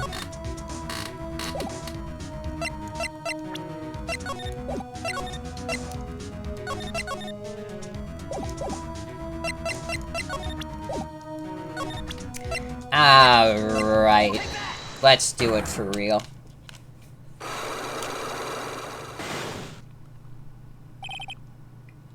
This is like if Super Mario Bros. The Lost Levels was a visual novel. I don't know what that means.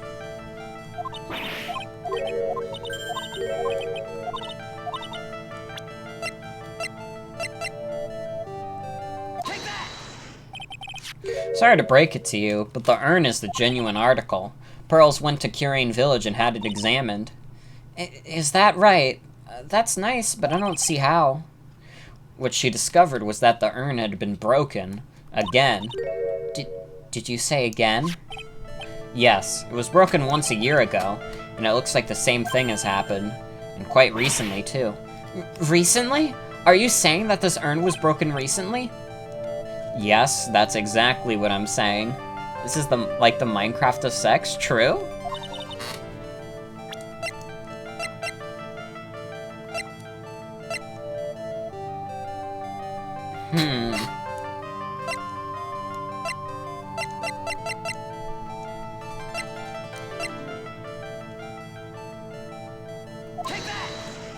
Not the box.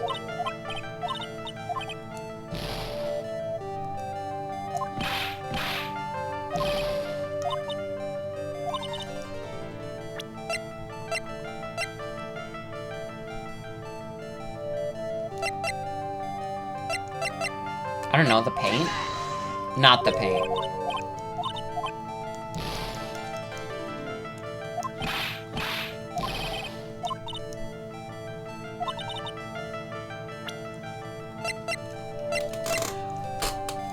How do I know it was broken recently?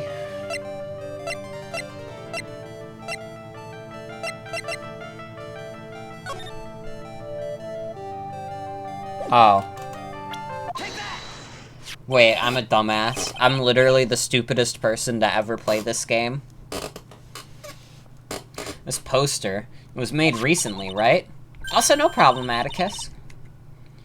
Poster? The poster for the exhibit. At the time when this photo was taken, the urn said "I am" on it. But now, for some mysterious reason, it says "Ami." When the urn was fixed, the letters were transposed. I am? What does that even mean? I don't know anything about that. I wasn't even there when the photo for this poster was taken. That was a mistake. Now, tell the truth. Wait! What? Even if the burn was broken, I had nothing to do with it. Huh? Yes, it must have been one of the people at the photo shoot. They probably dropped it. I'm sure that's when it happened. Looks like she's not going to give up that last Psylocke so easily.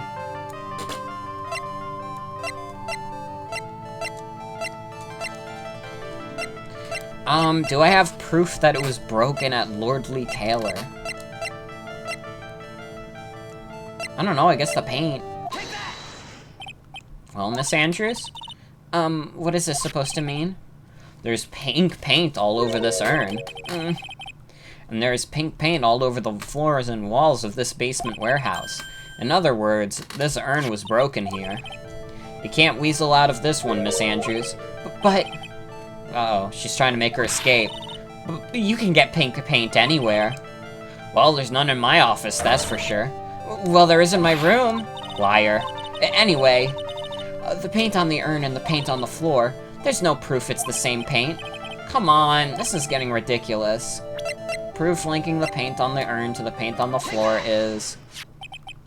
this box. The urn was stored in this, right? Yes, that's right. Well, there's pink paint on this box as well. I think you already know where I'm going with this, don't you? Yes, more or less. Paint on the floor has an odd shape imprinted into it, doesn't it? Yes. If you put this box into the impression in the paint, you can see it fits perfectly. Which means this box was dropped right over there. And that is when the urn was broken. Your name does you justice, Mr. Wright.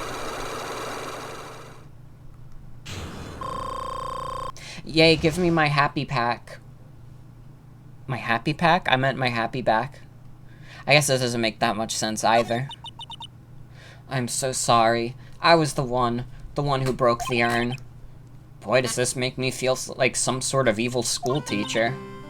I'm a terrible person. Not only did I break it, but I tried to hide what I did. Well, that's not so hard to understand, is it, Pearly? No, not at all. I know just how she feels. It happened about 2 weeks ago, just after the poster photo was taken, on the same day the urn arrived here.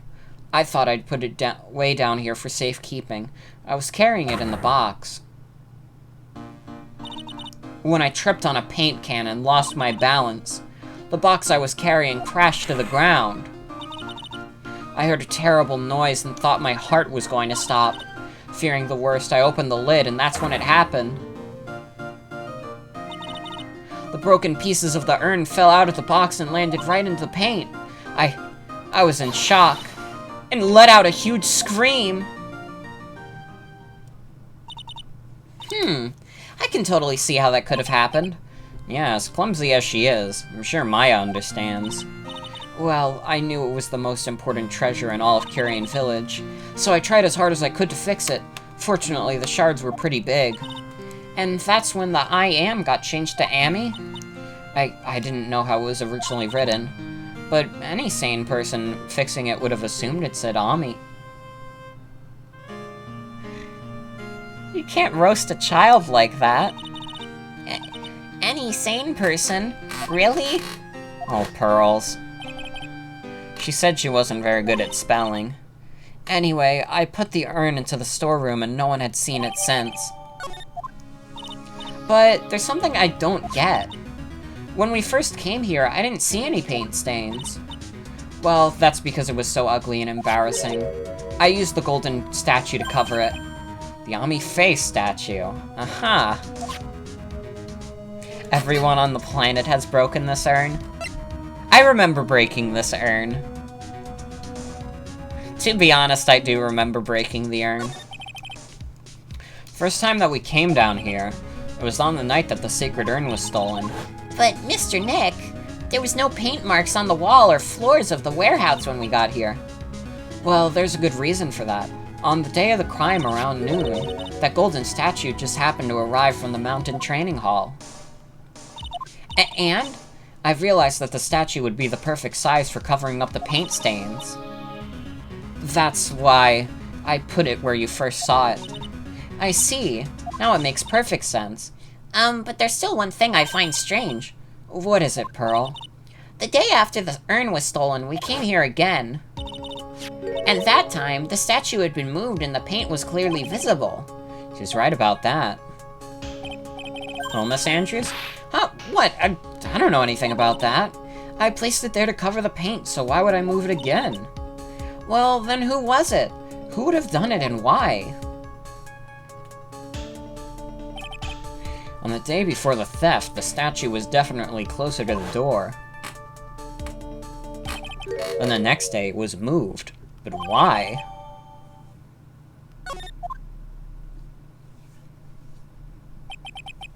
Looks like there's some connection between the sacred urn and the murder case. Well, why? Why do you think so, Nick? Because that night, the real thief was Rhonda Light. So then why did another masked mask show up here? A lot of different things are pointing to one undeniable fact. One undeniable fact? The murder trial is starting tomorrow, but it looks like that thief is going to be making another appearance.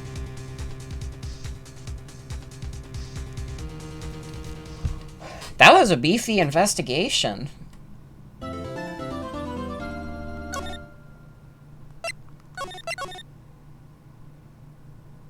Part 4-1, dude. Come on. How much longer is this? This is the second case of the game. I gotta put on my 3D glasses.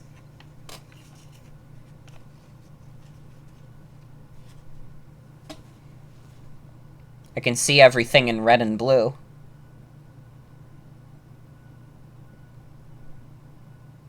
It really does, like, honestly, it really does make everything more 3D. It feels like the save options are really, like, popping out at me. Why didn't they make the Switch 3D? That would have been awesome.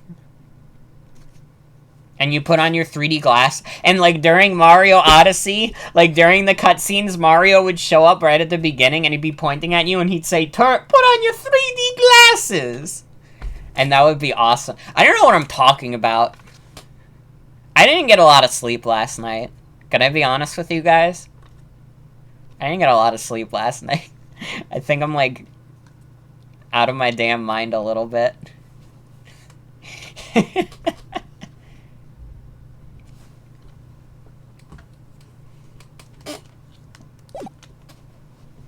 Oh, I should drink some water. Because I've been doing a lot of talking. I can feel my throat being a little scratchy.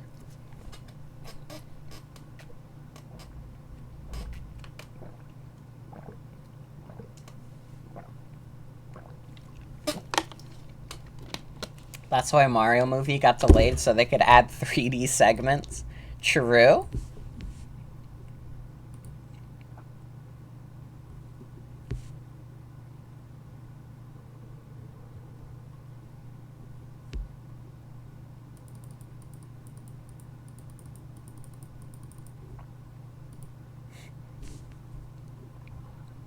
How's everybody doing? How's everybody doing? Let's have a quiet moment before we get back into the trial. Partially so I can rest my voice a little bit.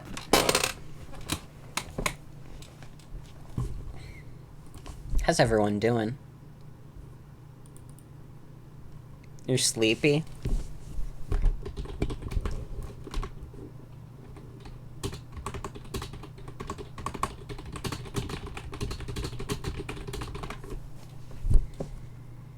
Yeah, I'm a little sleepy too. I think, like, as soon as we beat this trial, I'm going to bed.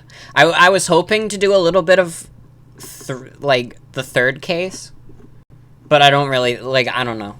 With how long this is, probably not.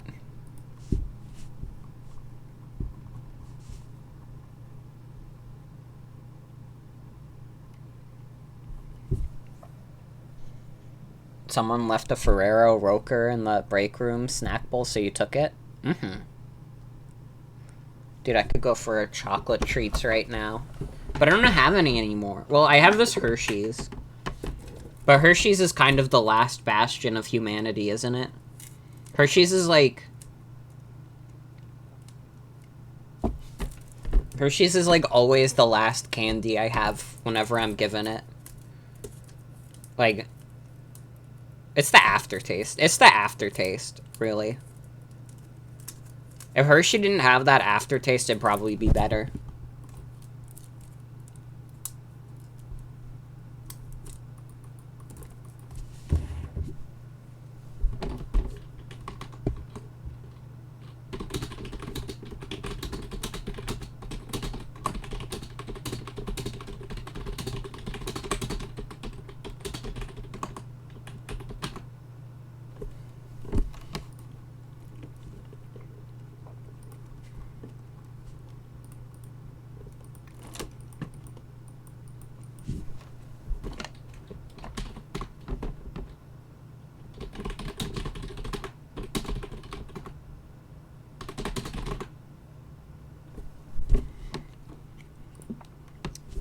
I hope you guys are enjoying this stream. Sorry, I'm like really giving myself a moment to rest my voice before we get back into it. I haven't done a stream like this in like so long. Like in 2019 I did Your Turn to Die, and then 2020 I did the first two Ace Attorney games, and then 2021 I really didn't play any like visual novel type stuff, did I? No doubt I played some, like, dialogue-heavy stuff, but not, like, you know, visual novel-heavy. It is a little hard, to be fair.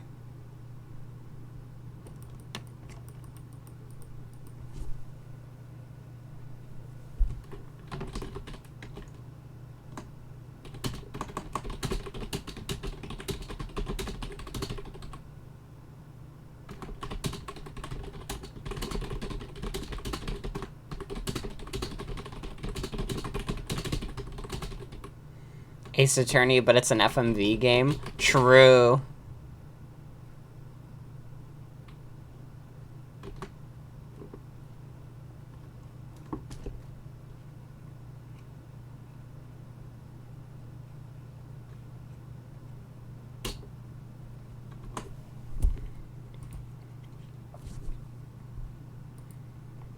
We should play a FMV game on stream. What FMV game would we play?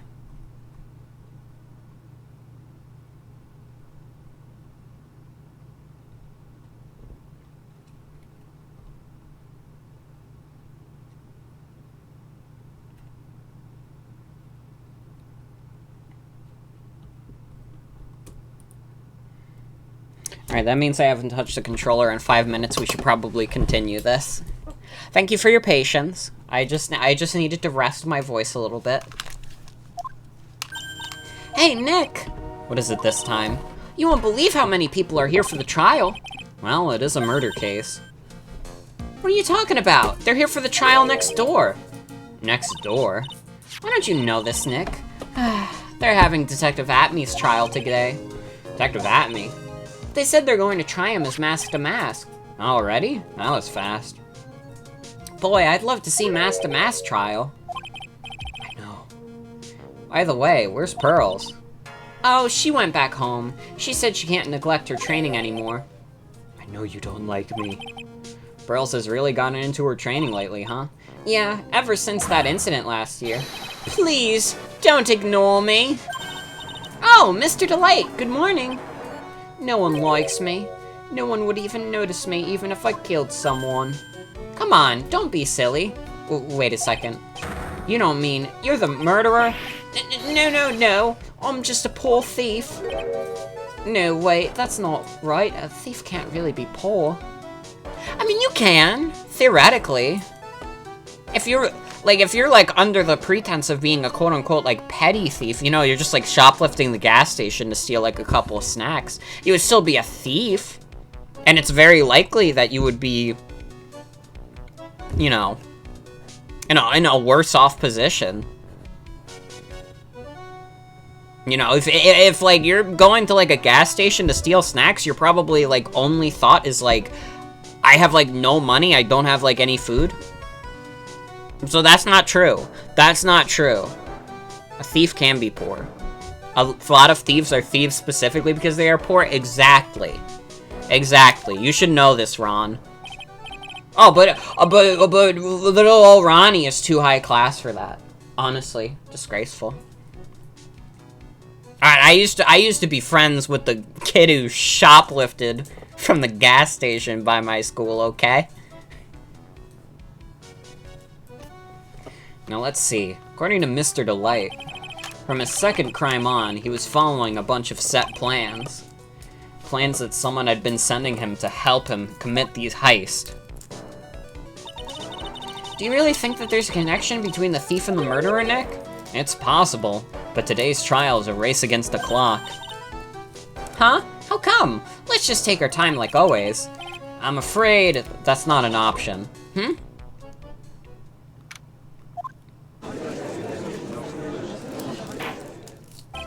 Court is now in session for the trial of Mr. Ron Delight. The defense is ready, Your Honor. You're ready. Preparation is the last refuge of the weak. You just improvise everything in your life, Godot? Have you never, like, had a set schedule? That's so fucking funny. I mean, he is the guy who just walked into the prosecutor's office and was like, by the way, I'm a prosecutor. And they were like, yeah, come here, homie. You're part of the squad now. So funny. Okay, settle down, everyone. Let's begin with your opening statement, Mr. Godot. Ugh, he's got the judge in the palm of his hand, yet again. Ron Delight is simply too young to be sent to war. That's all.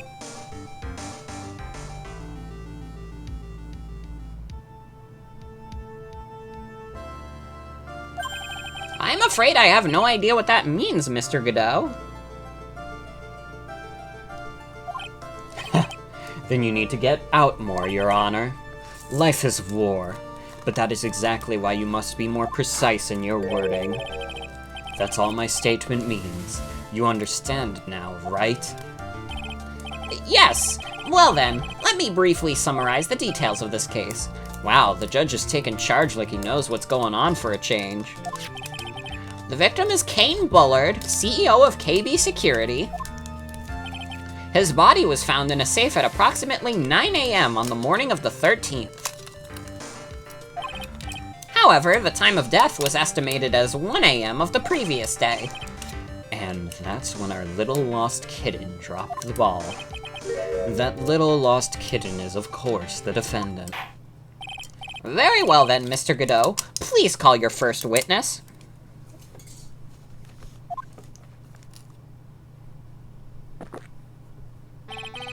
I never drank more than 17 cups of coffee during any given I need to look something up.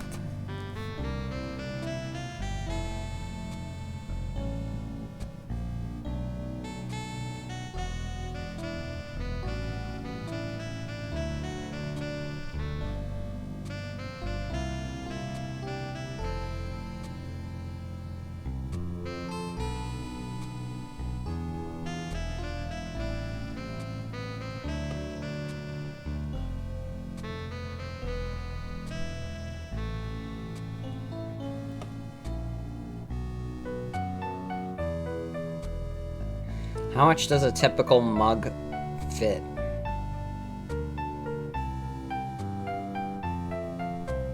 $15 to 20 ounces of coffee. Let's go low quality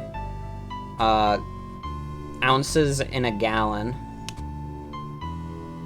That is 128 fluid ounces. So if he was to drink 17 cups of coffee from a small mug, which would be 15 ounces,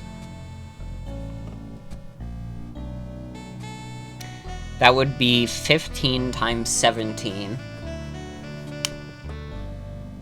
And then divided by 128.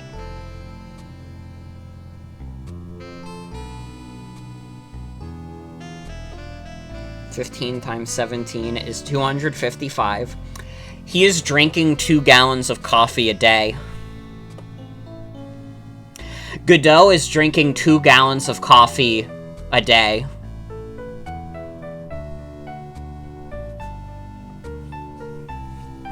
After the trials are done, this guy never leaves the bathroom. Like, the second the trial ends, he's like a prisoner of war. He goes home and, like, he fights for his life. He doesn't understand why it's called a restroom. His heart rate must be insane. My man's completely buzzed. Like, I know that you can't, like, get drunk or anything off coffee, but that's definitely, like, you definitely gotta, like, at that point, like, the caffeine has gotta be, like, fucking you up so bad. You gotta be, like, so, like, hyped up on the caffeine. I have no idea how he manages to remain calm at all, and he's not, like, shaking like a chihuahua during the entire time he's in court. That's that's a crazy amount of caffeine to be ingesting every day. Like, I was gonna make a joke where he's, like, microdosing on caffeine. He's fucking macrodosing on it. He's getting like a near lethal and like dosage of it. How much caffeine would it take to, like, kill someone? Sorry, I'm like this is, like, fucking me up so bad that I'm not even, like, thinking about the game. About playing the game.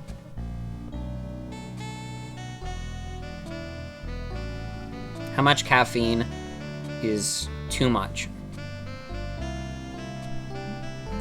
Healthy adults shouldn't consume more than 400 milligrams of caffeine per day. How much caffeine in coffee?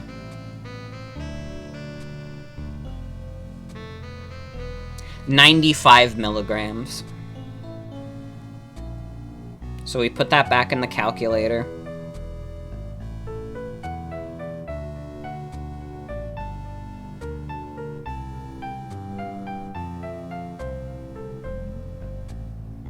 He is getting 4 times the amount of caffeine that is healthy for an adult to be ingesting. Why do you think he never plans anything in his trials? It's because everything he does is a result of a caffeine-induced extended anxiety attack. Like, honestly, though, genuinely, though, Godot is, like, I don't even know how he's alive. That's probably an exaggeration, to be fair. To be fair, him saying he never drinks more than 17 cups of coffee during a trial is probably, like, an exaggeration and, like, a haha joke. But I think it's more interesting if we imagine that this dude is, like, so, like, hooked on caffeine that he's just, like, it's just, like, constantly going into him.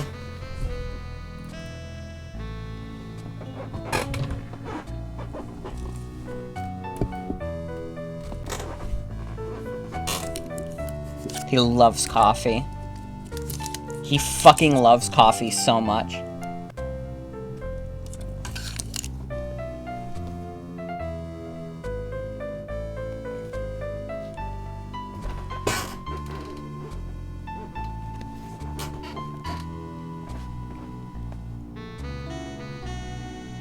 The mask is hiding how diluted his pupils are.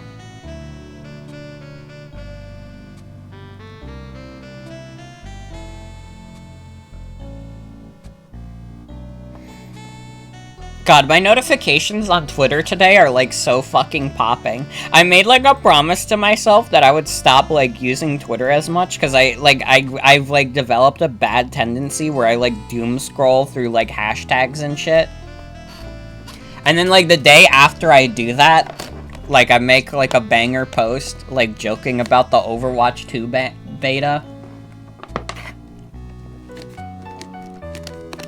I just gotta, like, I don't know what I was even worried about. I just gotta go back to making my Twitter be, like, doofy gamer jokes.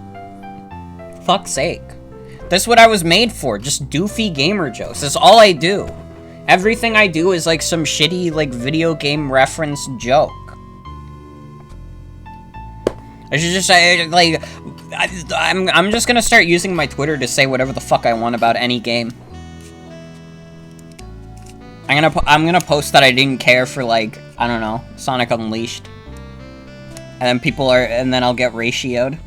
And then everyone will unfollow me at the same time. And then only then can I truly be free from Twitter. Anyways, where did I put my Joy-Cons? Here they are.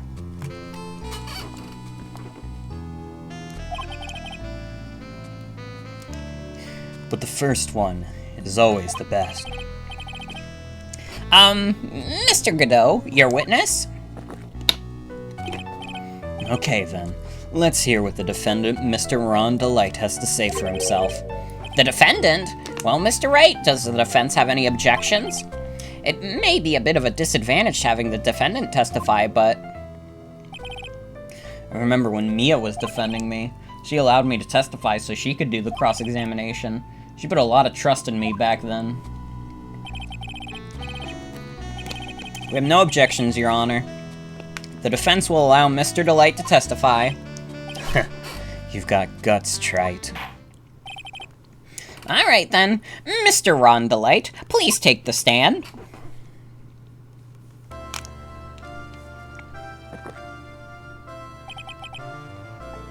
You did it, didn't you? Yes. What? No, that's not true. For a moment there, I thought we'd set the record for the shortest trial ever.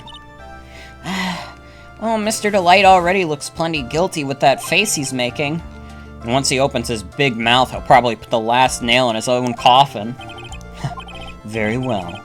Now then, can you tell me something? If you didn't kill Bullard, why did you go to KB Security? Well, that's kind of hard to say. Boy, I wish I could go home. Now then, let's hear some testimony about what happened.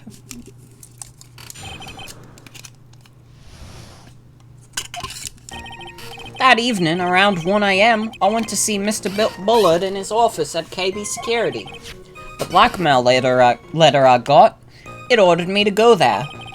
I'd been working for KB Security until a year ago, so I knew where his office was. 1 AM, the exact time the murder took place. The weak get washed away by the tides of fate. The strong drink it up. Ha! It's bitter today, too. Just like my destiny. We should do a count of how many times he has, like, that one animation where the coffee cup comes to him. I think we should count that as a new cup of coffee. This is his second cup of coffee this trial. You'd never know that from the way he's chugging it down. Mr. Wright, your cross-examination, if you please.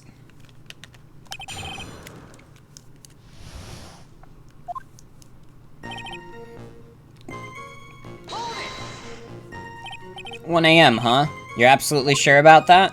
"Yes, that's what my watch said when I was entering the CEO's office. And no, actually, I'm not really sure. My watch was slow, and my internal clock was also a bit... 1 AM! That's the exact time the victim, Mr. Bullard, was murdered, correct?" It's too late for a coffee date, that's for sure. Who makes it for him? I don't know, someone, like, just like a really nice person.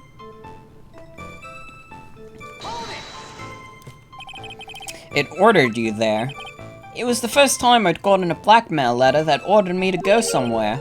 Does that mean you've got another blackmail letters then? Oh, of course. They're just... Why don't you save those for later, Mr. Delight? Please don't say anything more. Now, what should I do? Why not press harder? Come, she was fighting with the coffee machine just off screen.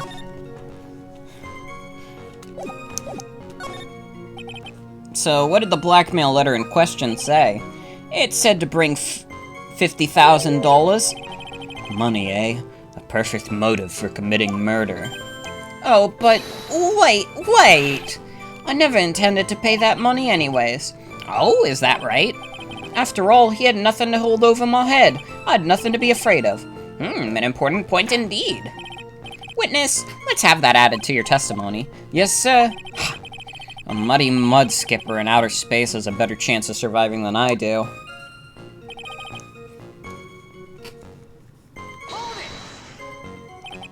Just what were you being blackmailed about anyways?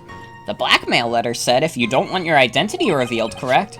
I'm sure it was referring to the whole mask-to-mask thing, but I wasn't worried. Mr. Bullard didn't have anything on me. He didn't? Anyways, I don't care what anyone says about me, just as long as Desi believes in me. So that's why Miss Delight didn't believe he was mask-to-mask. That's why I knew they were just hollow threats.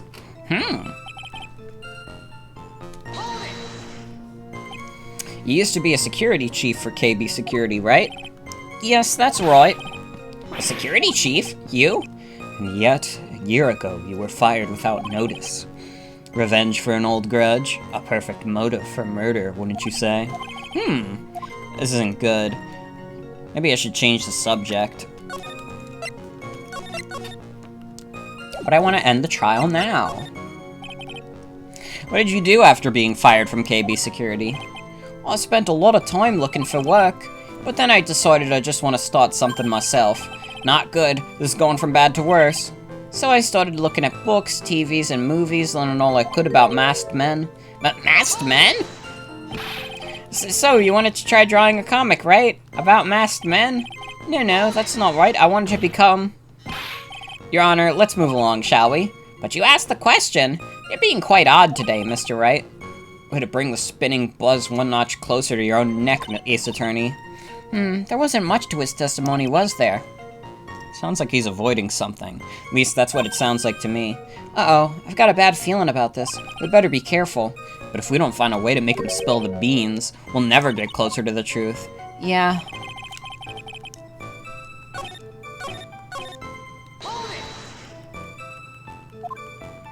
Let's try the other option. Mr. Delight, please tell us why you were fired from your job. Well...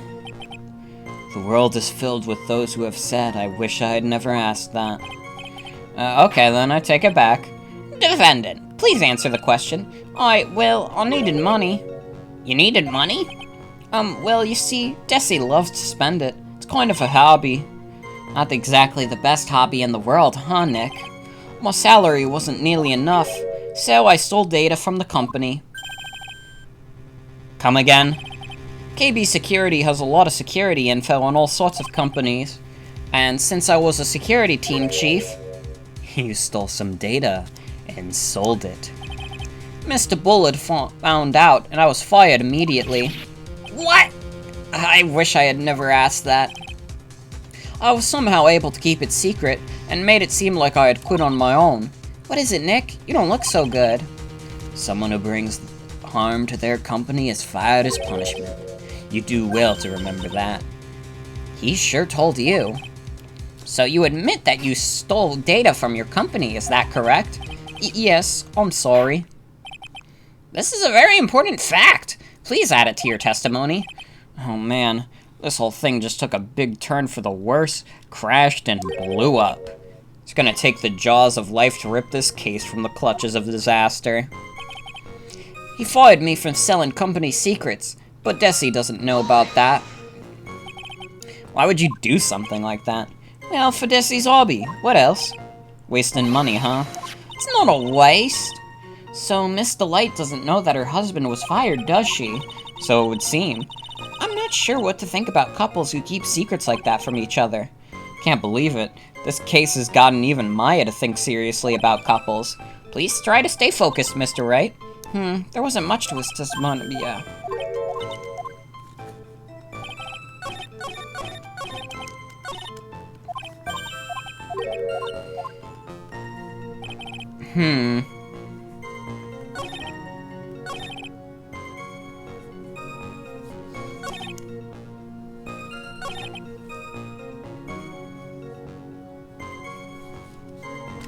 He's kind of contradicting himself just from these statements. Blackmail threat didn't scare me, but also I sold company secrets.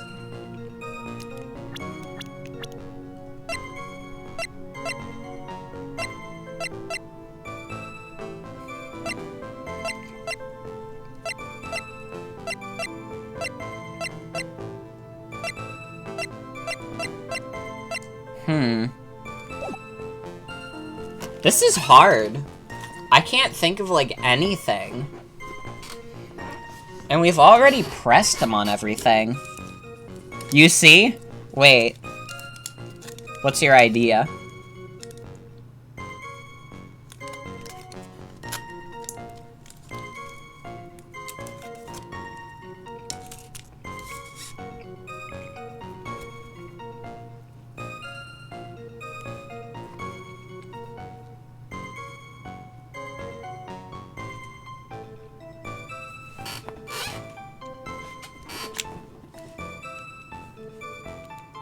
Big folder of mask-to-mask info is having nothing on him.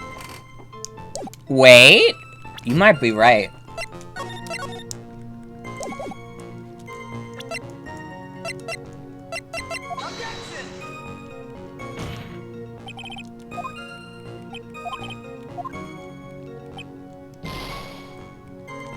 Nope. Wrong part of the testimony? Got it.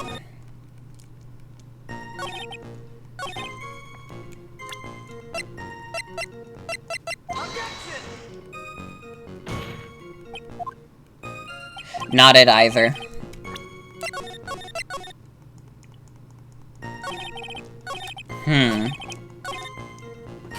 It has to be this one. Because they were talking about how there's basically nothing to this testimony. It has to be this last part that was added.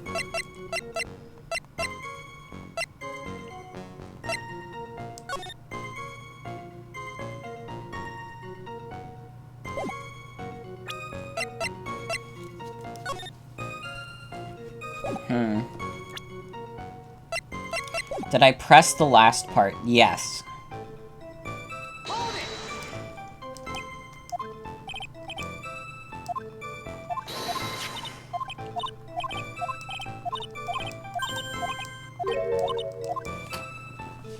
Yeah, I pressed the last part. Didn't really tell me anything new.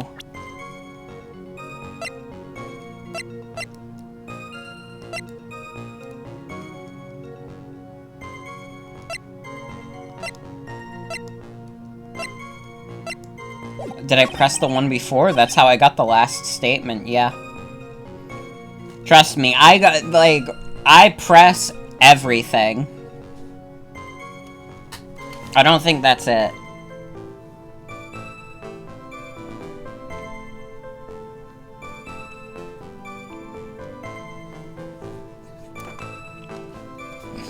There was a third option, but I'm pretty sure that was just the, haha, nevermind option. It has to be something with this.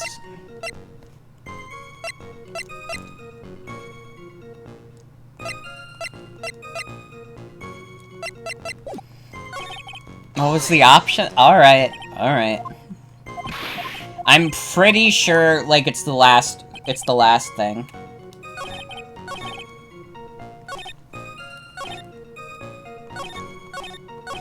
I can't even get the option anymore.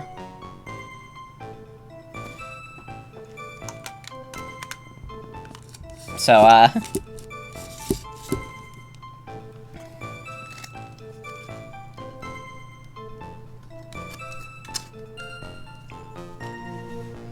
It's gotta be something with this last one. We gotta put our heads together. It's gotta be something for this last one. Go back to line 3.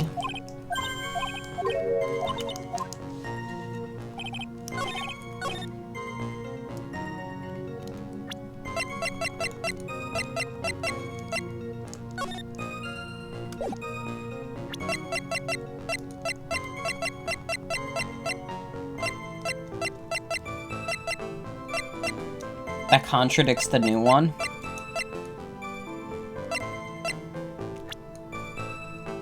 Maybe present Desi's profile. Okay, I like the way you're thinking.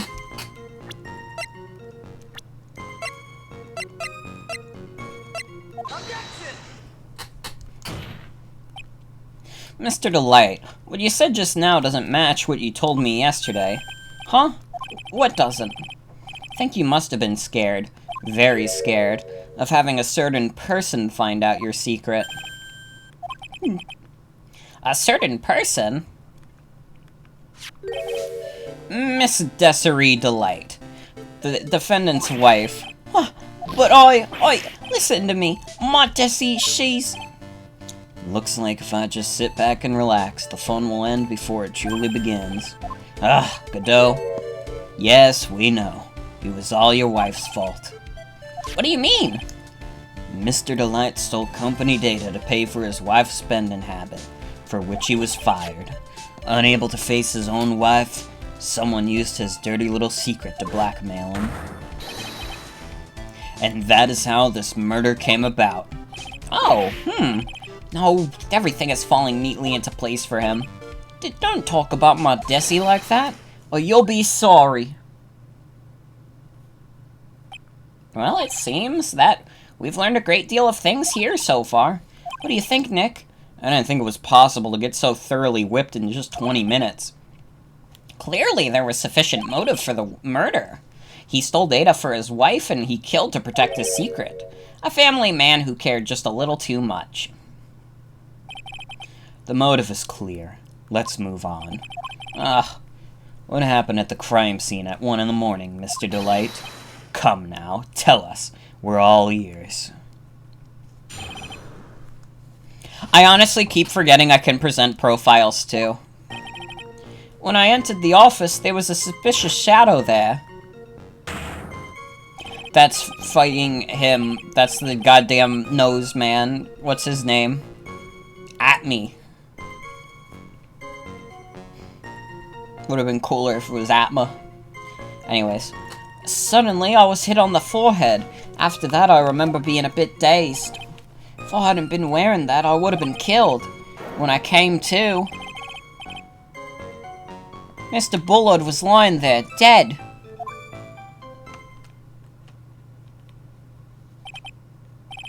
I see. Suddenly hit on the forehead, huh? I believe the detective from yesterday provided similar testimony. He said that Master Mask struck him on the head from behind. Of course, since Atme turned out to be the culprit himself, that was all a lie. No one's going to believe a pathetic lie like that. But what are you saying? I was really attacked. We'll find out if what you say is true or not during the cross-examination. Got that, Mr. Trite? Don't go easy just because he's your client. Third cup of coffee? If I see any sign that you are, I'll treat you to another cup of my special blend. You don't need to worry about that, Mr. Godot. I have faith in Ron. I know he didn't do it.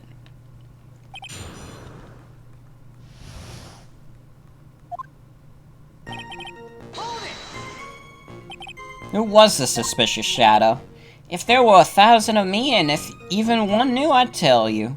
Trust me. His dodging all of our questions is not helping us win his case. Okay, then how was the victim Mr. Bullard at that time? What do you mean by how was he? Was he already dead? Was he still alive? Maybe he was the one who hit you in the first place. That's a good question. What do you think, Mr. Wright? Forget it.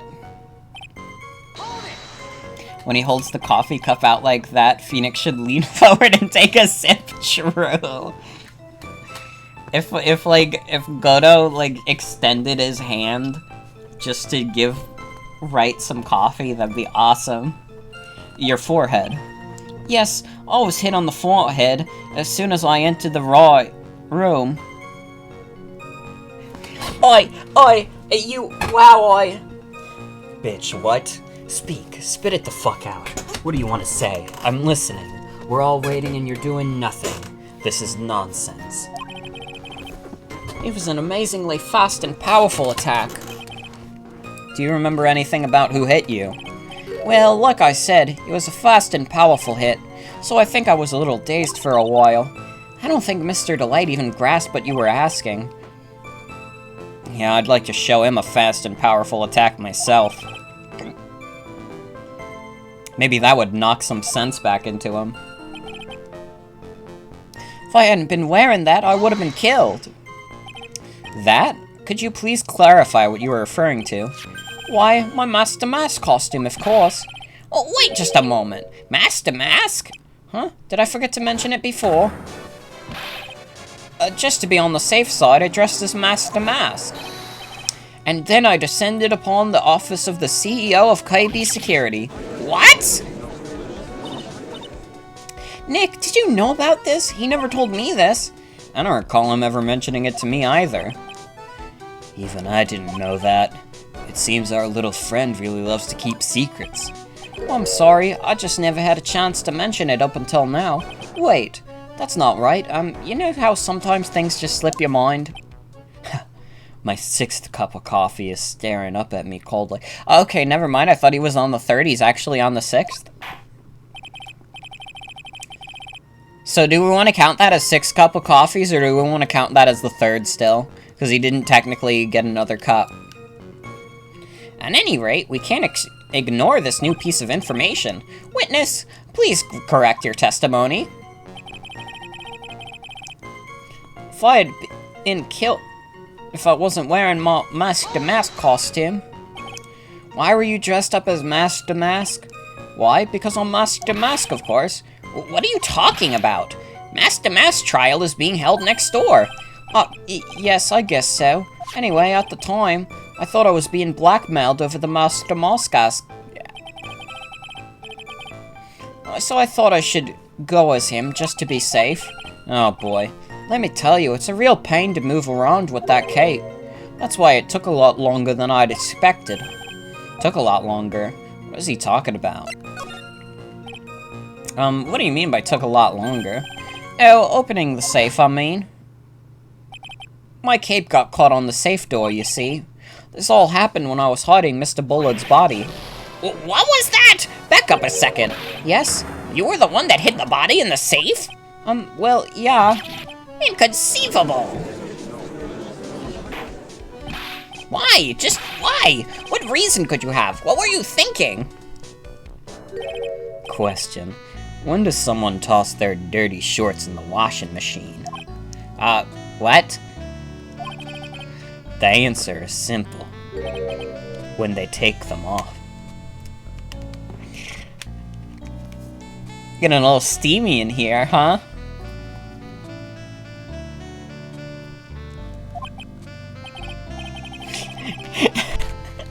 As usual, I have no idea what you're saying.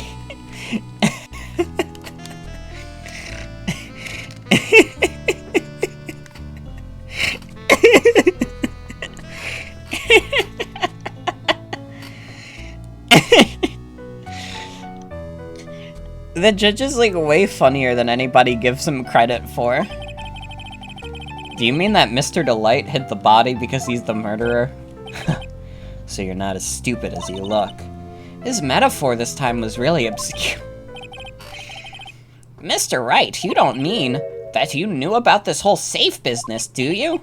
Well, yes. Why am I the only one not in the loop here? Witness, make sure you add this to the testimony. Yes, sir. Uh-oh. Looks like a storm is moving in over the fair weather judge.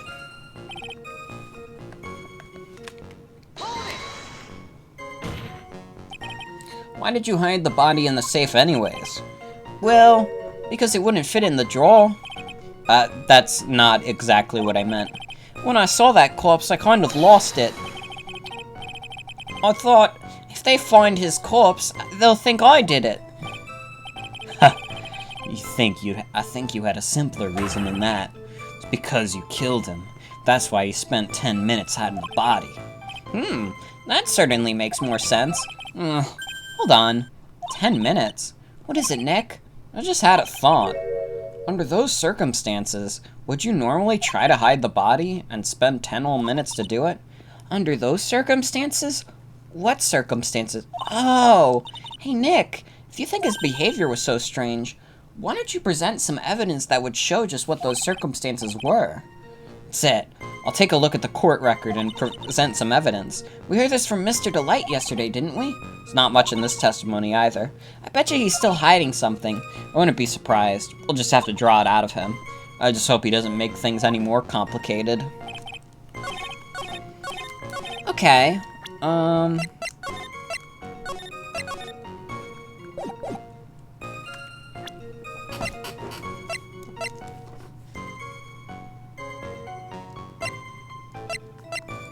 he's just like you for real, acts strange. He's not like you. Do you go in elaborate cosplay to steal the crown jewels? Did you just like, did you casually steal company secrets for me? Come on. Nobody acts stranger than an Ace Attorney character. Nobody acts as strange as an Ace Attorney character.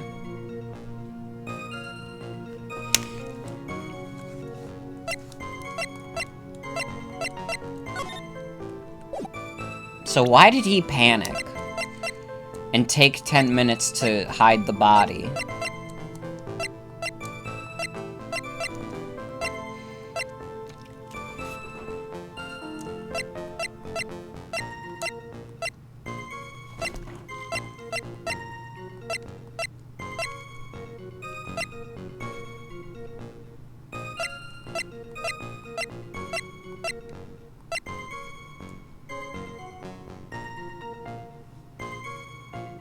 Why would he have stuck around for 10 minutes? That's what I'm trying to figure out.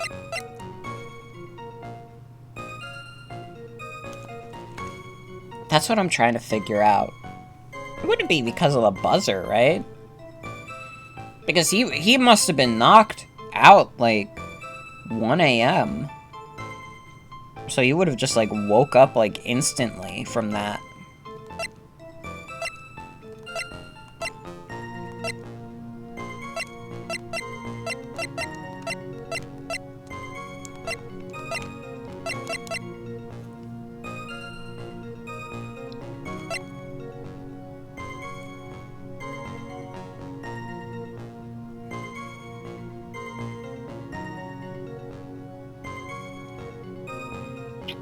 Unless he was the one who hit the buzzer.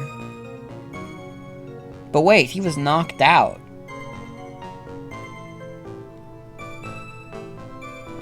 He would have had to wake up, like, basically at the exact time that the murder happened.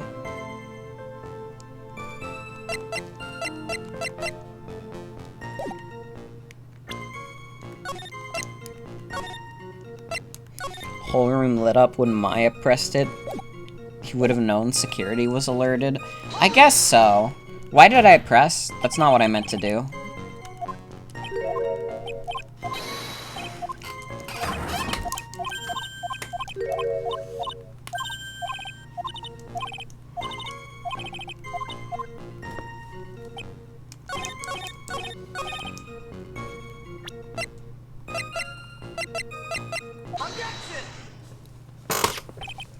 Your Honor, could you please take a look at this record? And what might this be? The record for the emergency buzzer that connects the CEO's office to security. If the button in the office is pressed, a security team is supposed to come running. And according to this record, the buzzer was pushed once, at 1:02. What? If Mr. Ron DeLight were truly the murderer, he would have ran as soon as that buzzer sounded. After all, a security guard would have been heading his way. Let's remember who we're dealing with here. He probably had no idea there were security personnel in the building. Up until 1 year ago, my client was working as a chief of security. There's no way he wouldn't have known about them. But, as it turns out, the guard never came. That was nothing more than a coincidence. The fact that the guard was a pathetic loser, who had just been punched in the face by his ex's new boyfriend, and wasn't anywhere in the vicinity was not something Mr. Delight could have known. Again, remember who we're dealing with here. It's a sure bet that Mr. Delight didn't even notice the buzzer going off. This buzzer is extremely loud. There's no way he could have ignored something like that. If he had been conscious, that is. Conscious? What do you mean by that?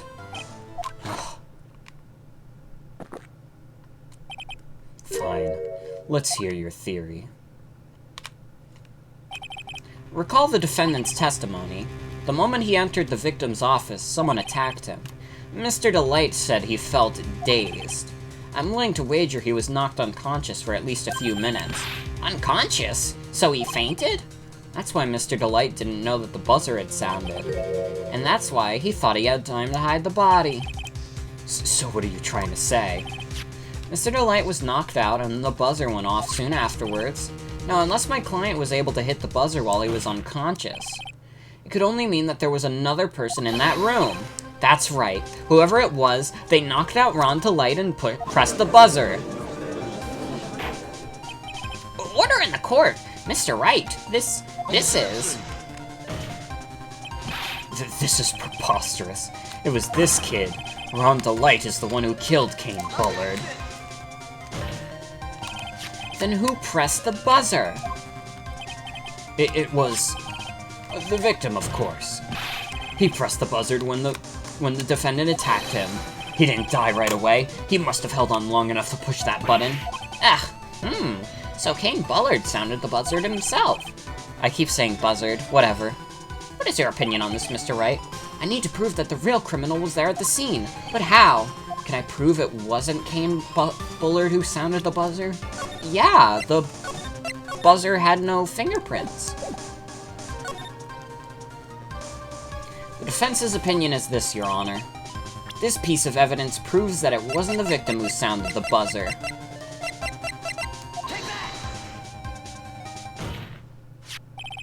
I believe this is the piece of incontrovertible evidence you were looking for. The emergency buzzer? Is there some kind of clue on it? Absolutely not. Seventh cop. Hey, come on now. At least give some thought to what you say before opening your mouth. The fact that there are absolutely no clues is itself the clue. Now I'm the one who's clueless. This button has no fingerprints on it. If Mr. Bullard had really pressed it himself, naturally he would have left his fingerprints behind.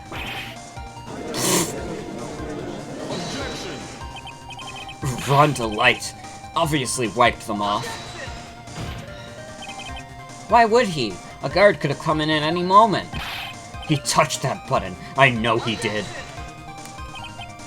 The defendant, Mr. Delight, was dressed as Mask to Mask. And Mask to Mask always wears gloves. What reason could he have possibly to wipe the button free of fingerprints? Order! Order! Order! It would seem. Eighth cop. I've been forced to eat crow. I wonder what blend number crow-flavored coffee is. However, if the real killer was there at the scene, why would that person press the emergency buzzer? Shouldn't they have run away without putting themselves in extra danger? What's with this awkward silence all of a sudden? It looks like you're fresh out of parlor tricks. They're on to you, Nick. Just give me a minute to collect my thoughts.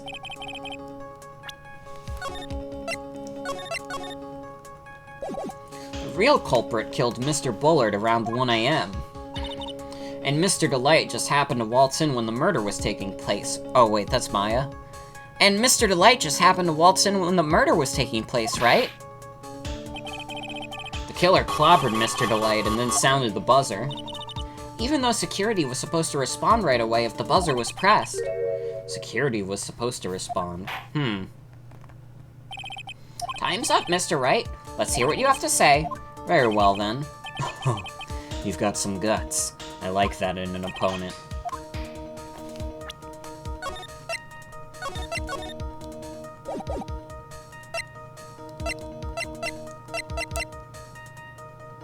Fuck, I have no idea.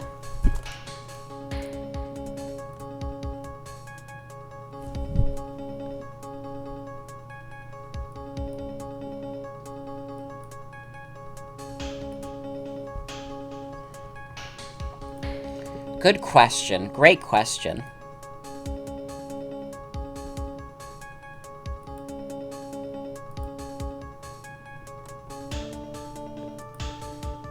Call the guard would make sense.